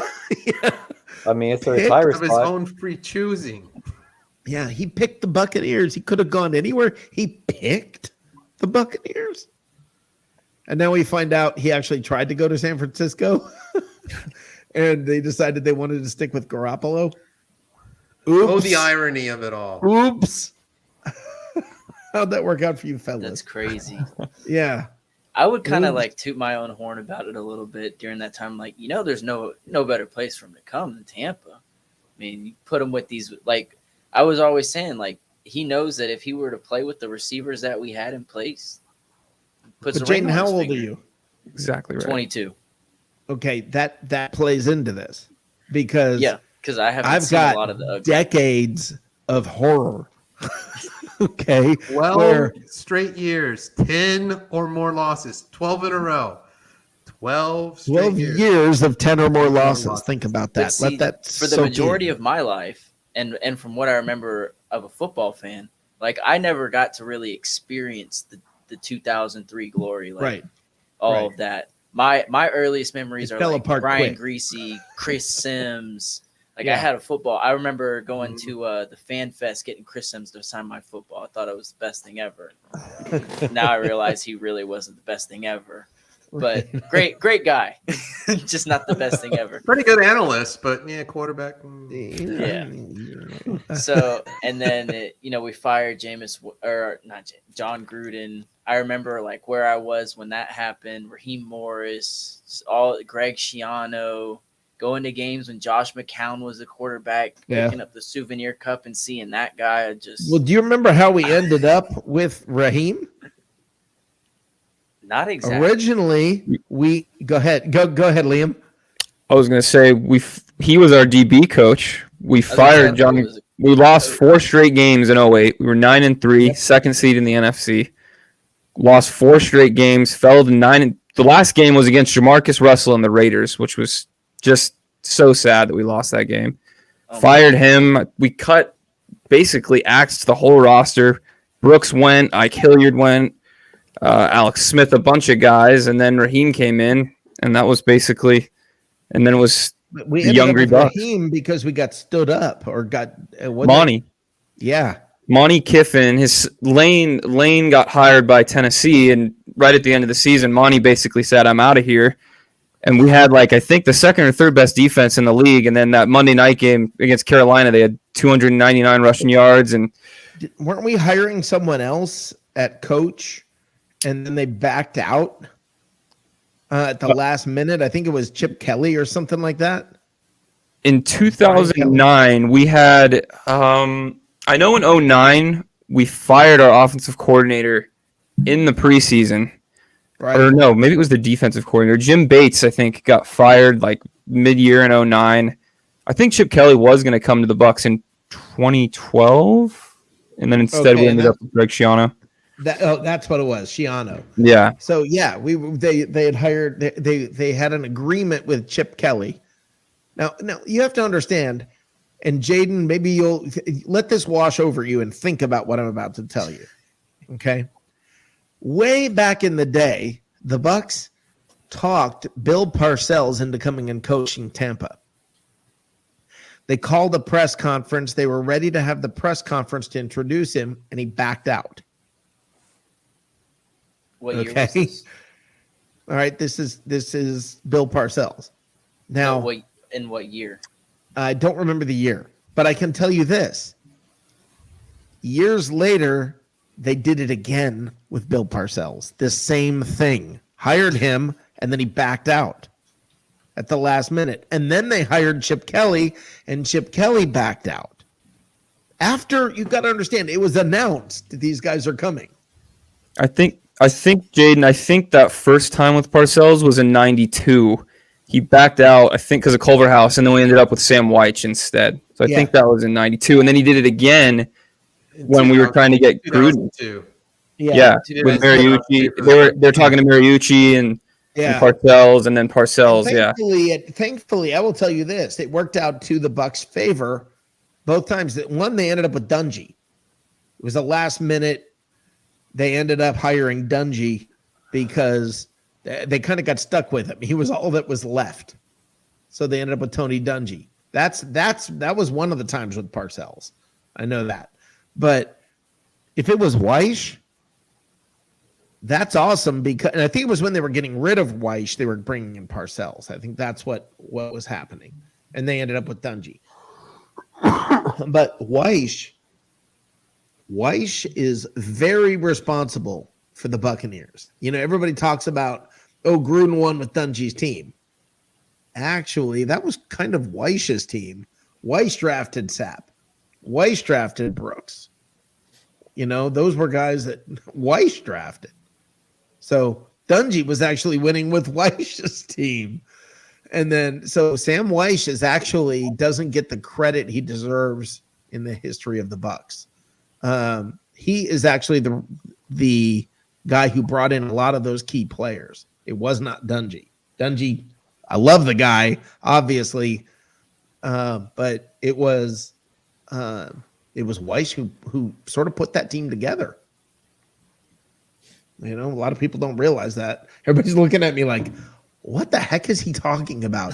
It's the truth. Look and see who drafted Warren Sapp. Look and see who drafted Derek Brooks. It was Sam Weich. I think that's one of the cool things about that 02 Bucs team was they had so many players that were draft choices. Just so many guys. You know, we didn't need to go get a guy like Tom Brady. It was you drafted Derek Brooks, you drafted Warren Sapp, you drafted Mike Hofstad, you drafted Ronde Barber, you drafted Brian Kelly. Sheldon Quarles was undrafted. It was just kind of cool how that team was built from the ground up. And I have a question for you, Liam. What is your most meaningful and favorite vintage Tampa Bay Buccaneer piece of memorabilia you have? My favorite piece, this thing right here, is pretty cool. It might be my. What is this thing? We couldn't see what it was. This was I actually met John Gruden way back in the day. Oh, wow. And he signed this for me personally. Oh, that's cool. That's awesome. Back in 09. Yeah. My favorite, though, maybe I have a signed Doug Williams jersey, which is pretty cool. Oh, wow. Yeah, it's right over here. I got a lot of stuff. Wow. Okay. Yeah. The Doug Williams one, that is pretty awesome. You know, I really hope Brady sticks around for 2 more years, because you have no idea how bad I want to see him wearing that number 12. You have no idea how bad I want that to happen. Oh yeah. I mean, for those of us who, thank you, Christopher, for remembering those dark times in 96 and 2001 when Parcells screwed us twice. But Jaden, you have no idea the pain of, you know, you look back and think, oh, the Bucs used to be good with, when they won that Super Bowl. You don't know what the years were like prior to that. Yeah. And how long-term horrible it was. I went to elementary school with Dave up right next to me on the top row, and we were verbally abused in Orlando going to school, being Bucs fans. The only two in the whole school with Bucs t-shirts on. Yeah, that's it, man. Everybody else was 0-14. Dolphins fans, because that was right when the Dolphins had their perfect year. It was right after that. Yeah. And I will say this, the beautiful thing that I can always take to heart is the fact that since the Buccaneers have come into existence, the Dolphins have no Super Bowls. that makes me happy. That really makes me happy because all the abuse from the Dolphins fans for all those years. No, I don't hate the Dolphins, but now what about all these rumors? Did you guys hear all these rumors about Brady was going to go to Miami? Did you guys hear about that? I did because he's having a house built in Miami. Yeah, So Barstool I did hear that. Sports. Yeah, Barstool Sports, I think it was. What's that? His eighth house, though. But I mean, Yeah, but they had basically gotten it kind of all worked out to where he was going to go to Miami. This is all according to Barstool Sports. Okay, that he was planning on going there. It was all a plan, and then it all got thrown off by the Brian Flores lawsuit. And that changed what they were doing and how they were approaching everything and what the Dolphins were doing. I think it's BS. I think it's it's a source. Yeah.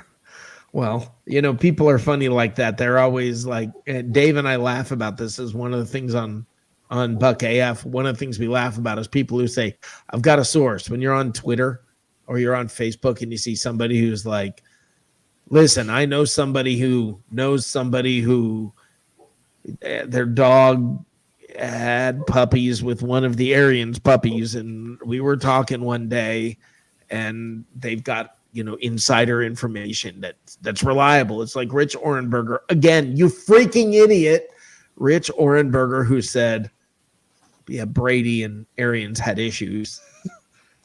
Or my favorite is, I can't give you my source, but you should really run with this story. But it's impregnable. That was the word, impregnable. Right. My source is impregnable. All this is. What's that?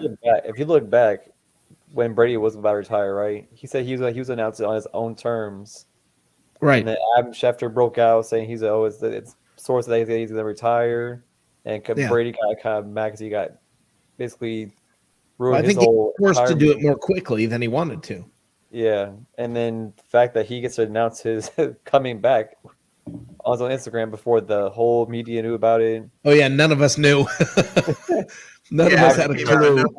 Where's the big source on? There was no rumor, no whiff, no nothing. No, nothing. It was all. Yeah. I mean, I was waiting for news about the Bucs and Deshaun Watson, and yeah, literally when the notification came up that Brady had said something on that he had put up a post on Instagram, and I thought, he hasn't been posting recently. As I'm getting out of the car, I just hit it and read it, and it was my face looked very similar to Alec. I'm sure it was like, what? We even had that conversation about Baker Mayfield on the race. What's that? Never like when you joined the live, we were like, I came on Ray's show and was crying because I was hearing rumors about Baker Mayfield maybe coming to the Bucs, and I was like, no, please, no, I'll take Blaine Gabbert, please, I'll take Blaine Gabbert. Hey, Mayfield's a better actor. 30 minutes later, I'm live talking about Tom Brady. I mean, it was just bizarre. The weird part is why was that? Because when the news broke that Brady retired, like everybody where I work at, they're just Eric. Because when I first got to Virginia, I got here. They're like, "Oh, who's your team?" I was like, "I'm a Bucs fan." They're like, "Oh, you're a Brady fan." I was like, "No, I'm a Bucs fan." Because I was raised in Florida. I was there before Brady, way before Brady. Yeah. And then, you're a bandwagon. I was like, okay, whatever. And then Brady. Yeah, I had to deal with the same thing here in Charlotte when I started my job here in Charlotte. Yeah. They were like, "Who's your favorite team?" And I'm like, "The Bucs." They're like, "Oh yeah, right." And I'm like, "No. You want to start talking about Richard Wood? You want to talk about Mark Cotney? You want to talk about?" Yeah, I mean, we can go back. I'll talk to you about the original Bucs. We can. Steve Spurrier was the quarterback. Yeah. And then when when Brady retired, they're like, "Oh, what are you gonna do? Who's your team now?" I was like, "It's still the Bucs. It's always gonna be the Bucs regardless." And then Brady comes back, they're like, "Oh."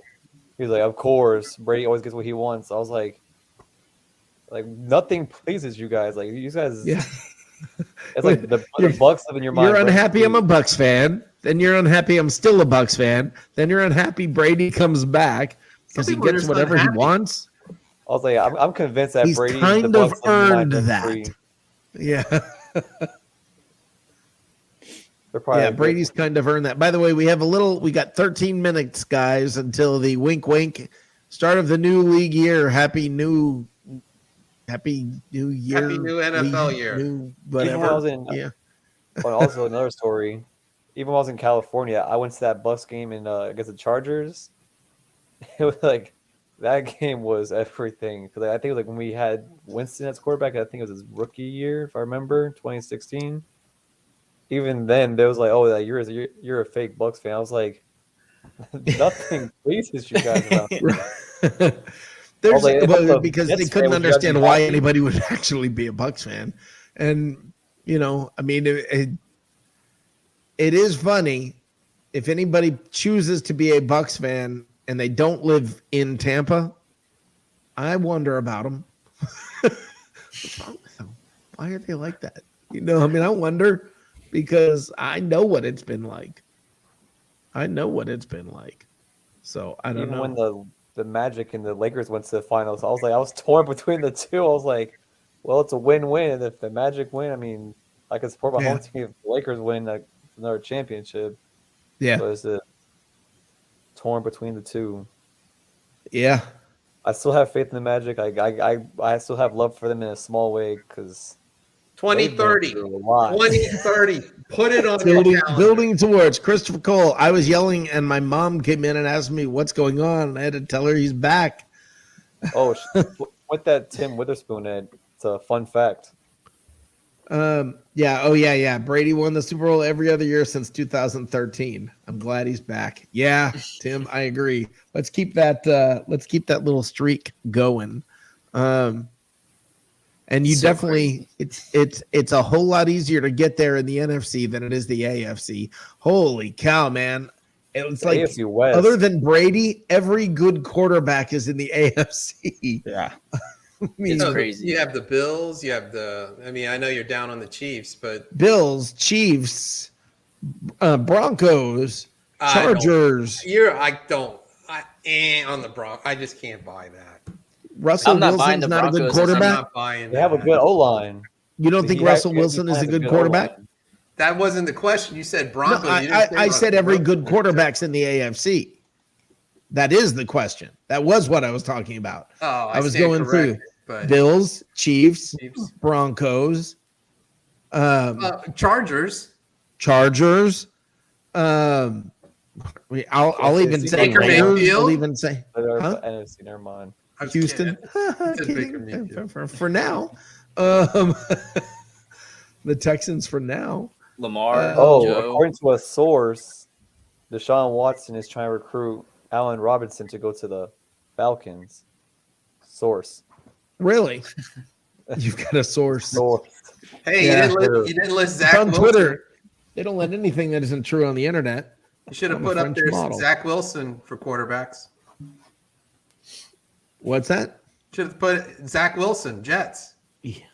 But there is reports that Jarvis Landry is in Florida. So, really? Well, reports by who? Once again, sources. Right. I can't tell you. Right. Sources. Run with it. It wasn't on Twitter though. It wasn't on Twitter. Honestly, I don't know. The fact that we got a guard for a 5th round pick is amazing. And that and he's not just a guard; he's a top 5 guard. Old teammate. Yeah. He ranked higher than Ali Marpet in the NFL. Graded out higher than Ali Marpet this year. So that's kind of crazy to think about. Yeah, we lost Ali Marpet and got someone better. Think about that. The good part is I have a Bengals fan at my job, and he even told me today he's like I'm not sure why we signed Alex Kappa. I was like, do you even know who you guys have? Like, you guys need him more than anything. That's the thing. How does you didn't mention Joe Burrow either? And Joe Burrow. Props to Jason Light, and I mean anybody who has anything negative to say after getting Russell Gage. I mean, which by the way, does that not sound like a video game character hero kind of guy? Gage. Or I mean, he's got a good name, Russell Gage. Like that's a it's like from the an action hero. You know? But That and what's his name? The guard. What's the guard's name? Shaq Mason. Yeah, Shaq Mason.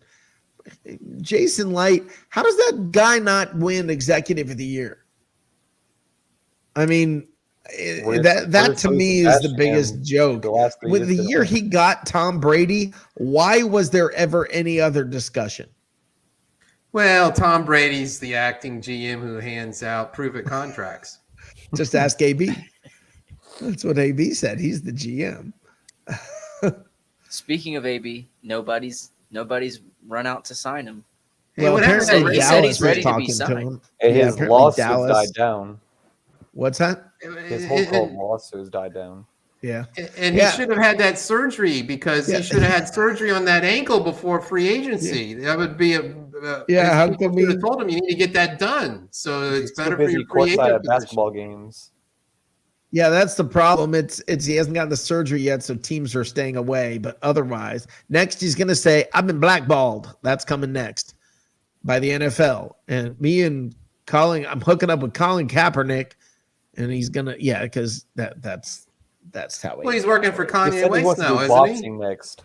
Apparently, yeah, he actually is part of Donda Sports. I watched that interview. I thought it would just be comical to watch the Pivot podcast where Ryan Clark brought him in. I didn't even know Ryan Clark had his own podcast or anything like that. I just saw that they were going to sit him down, and I was like, well, this is going to be comedic gold. And right, it was like there's definitely like I guess just questionable judgment, to put it kindly. But what does Donda Sports do? Do we know? I'm not sure. The way that he explained it was that it was going to be some type of organization that does like sports outreach, I guess is a way to put it, and in different areas of the country, probably like inner city. But that was all that that's all that I could really gather from it. I didn't take it as like Davidson fans. I didn't take it as like any type of clothing brand or something like that. But I mean, well, they rented a luxury box at the Super Bowl, so I figured it. I didn't. Oh, did you see the video of him at that game saying how he had a song? He was saying out loud, saying the Bucs screwed me or something like that. And like, like some kind of nobody. What killed me is I don't think anybody takes it seriously. He wore the Super Bowl ring to the Super Bowl, and he was just like, "Here, I have a little replica." He was just like, "Oh, what's up, guys?" Yeah, you could have had another one, huh?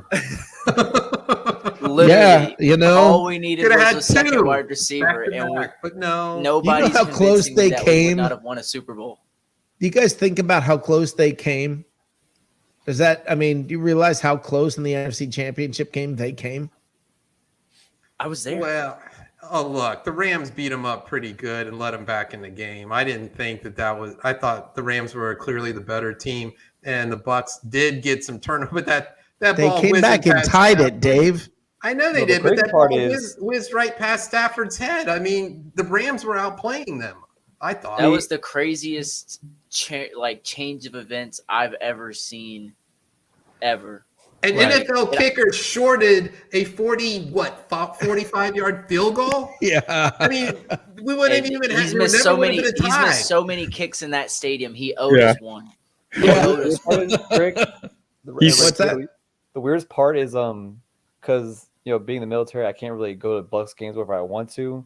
I always at least go at least once a year. So I was like, you know what? I was like, this year it's gonna be different. I'm gonna go to playoff games in 6. I've never been to a Bucs home playoff game, and last year we got one of those. So I went to the Bucs and Eagles. So first I went to the Bucs Eagles one, then the Rams Bucs one. But the Eagles Bucs game, it was just filled with. Well, you had your Eagles fans, and then you had all Cowboy fans because they thought Cowboys were going to play against them. All the Cowboys fans they're like, at first. Because the Cowboys fans there thought that they were going to beat San Fran that same day. And they said, oh, make sure you guys beat so-and-so next week for us. I was like, why are you at a Bucs game if I was like, That's a great story because they thought they were going to be there. Oh, the Rams fans, they were even worse. Because was it the Bucs and Rams game? I was just minding my business. And like, I guess like I was like, because they give you these flags at the playoff games, and I was waving it because they're like raise the flags for like the little fourth down, something like that. And one of the Rams fans, like he grabbed the flag and broke it and said, "Don't wave that near me." I was like, "Okay, somebody pissed in Raymond James." I was like, I can tell you this. I mean, in my defense, I was seeing tickets. nosebleeds. I was seeing nosebleeds. It was like 150. I was like, I might as well. That's a brave dude. What were you saying? What were you saying, Jade? That guy would have been taken care of in my section. Yeah. The crowd that was in my section. Wave. Section 338 would have taken care of that guy. Yeah. Do you see the video of the fight at the Eagles one, where the person that fell one down? that one was on my side of the stadium. You were in that section. I was right. That game was crazy. I was around some good sports. I was talking back and forth with them throughout the game. I was around some good sports for both of the Eagles games. ones. There was this lady next to us. Eagles fans. What do you expect? I can't stand the Rams fans. I have a problem with it. Was a Rams. Okay, I'm with you on this, Liam. I'm with you on this. I was at the game. None of them seem like real football fans. LA has the worst fans. They have terrible fans. No one actually cares about the games. Their stadiums, when they're bad, are half empty. They have a terrible fan base. And their fans, I was at Coliseum. Yeah. I was at the game. Guys, I gotta say this. Happy New Year. Happy new league year. Here we go. 2022 is off. That's right. Off and It is time. Happy new league year, everybody. Tom Brady's our quarterback. Just saying. Go ahead. I'm sorry, Liam. I didn't mean to interrupt, but it was that breaking news. It's the new year. That's right. Yeah, no, I was just gonna say I went to the game this past season at SoFi Stadium. I went to the game at the Coliseum in 2019 when we put up 55 on them. And I didn't have many Bucs fans around me, and their fans were let's just say they were not very kind people to me. That's for sure. Yeah, that's the way Atlanta is. It depends I made it on TV too. The highlight of my trip. What's that? I made it on NFL Network during my trip. The highlight. Oh, did you? Trip. Yeah, it was like when they had Maurice Jones-Drew and Kay Adams for the pregame show on NFL Network. I was like right behind the little bar fence, wherever they had over there. Oh, very cool. Staring at Kay Adams. Oh, I actually hugged her too. Nice. I want a picture, but somebody had to cock block me, dick. That's cocking the shutter is what he's talking about. Yeah. Yeah. Okay, guys, we made it to midnight. It's a new year. No, it's not, but 4:00 tomorrow, or today. But guys, I want to thank y'all for being here. I really do. I got to work tomorrow. Dave's got to work tomorrow. I have no idea what Alec does. I work tomorrow at 5 a.m. Yeah. So let's start. Well, then let's start with you, Alec. Tell everybody where they can, where you are on social media. Well, my Twitter handle, I gave Keith the wrong one. It's Alec S863. I'm usually on. I mean, I'm on mostly every episode that Ray has, that Rick and Dave have. Saturday nights on Buck AF, I pop on here and there. North Sports Dynasty on Saturdays, NFL Edition on Thursdays. Mostly every single show they have on Bucks Report. So he's on here all the time. Awesome. All the time. Thanks, Alec. No problem, Rick. You and Dave have a good night. Stay safe, Liam and Jaden. Thanks. Great seeing you. All right, Jaden, you want to go next? Sure. Let's do it. Do it. So I'm on the Twitter machine. My handle is right down here.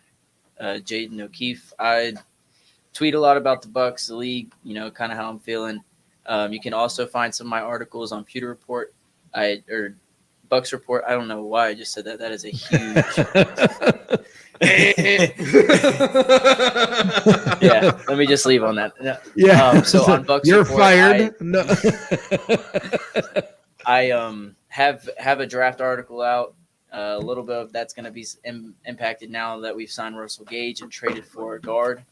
But still some picks in there that I like now that Jordan Whitehead's out of town. So find me on the website, on Twitter, and yeah, just really glad I could come on and hang out with you guys. Yeah, appreciate you coming on, brother.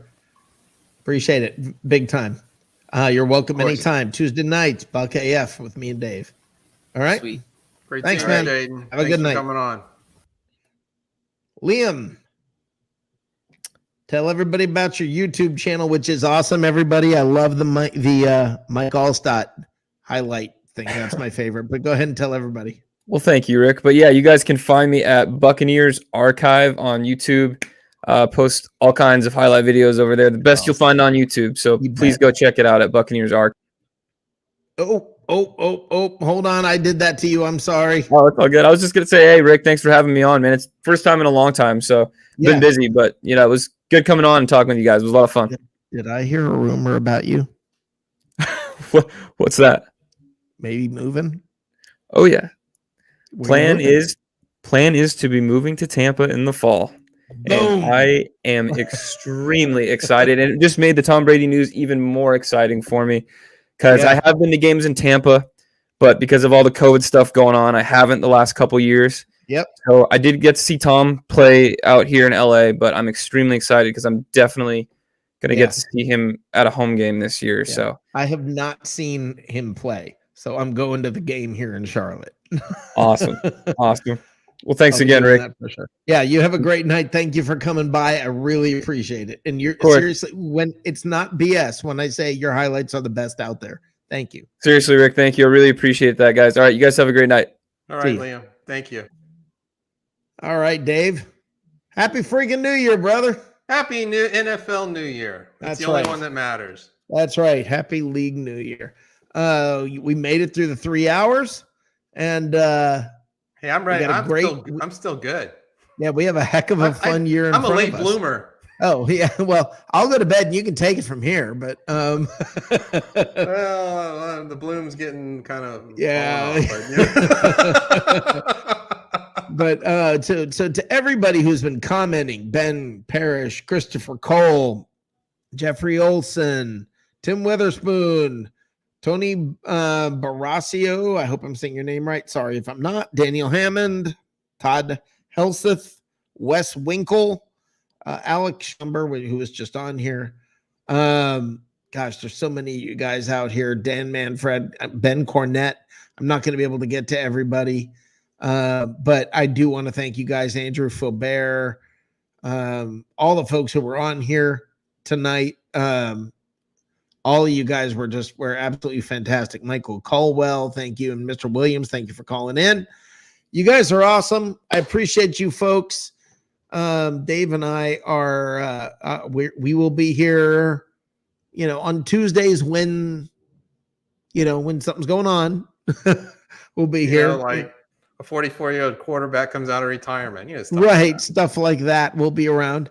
Otherwise, we will see you on most Tuesdays at 8:30 right here on Bucs Report on Buck AF. For all of you who are Buck as well, you know what the F stands for. I want to say thank you guys for being here. Last but not least, thanks to Bucs Report, who puts up with us and lets us kind of do these shenanigans. So have a great night, everybody. Happy new league year. Got anything to add, Dave? Brady's back. That's right. Brady's back. I just love that. I'll tell you what, I'll play it one more time on the way out the door. But I want to thank you guys. Go Bucs. Go Bucs. Happy freaking New Year. Go Bucs.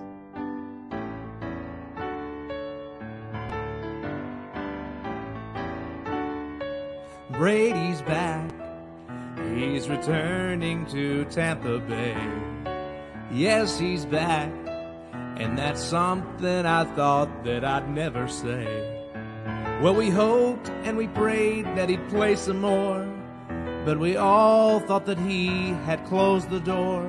Now he's coming back next season. Coming back next season. He said, I'm not gonna leave it. No, he's not leaving. Yeah, we need him a lot to keep the Bucs on top. Brady's back.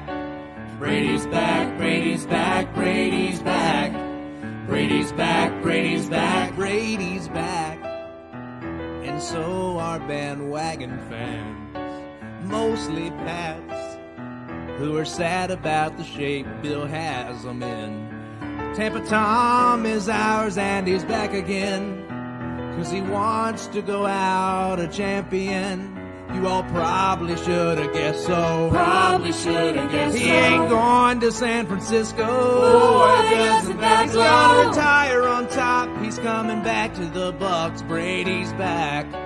Brady's back, Brady's back, Brady's back.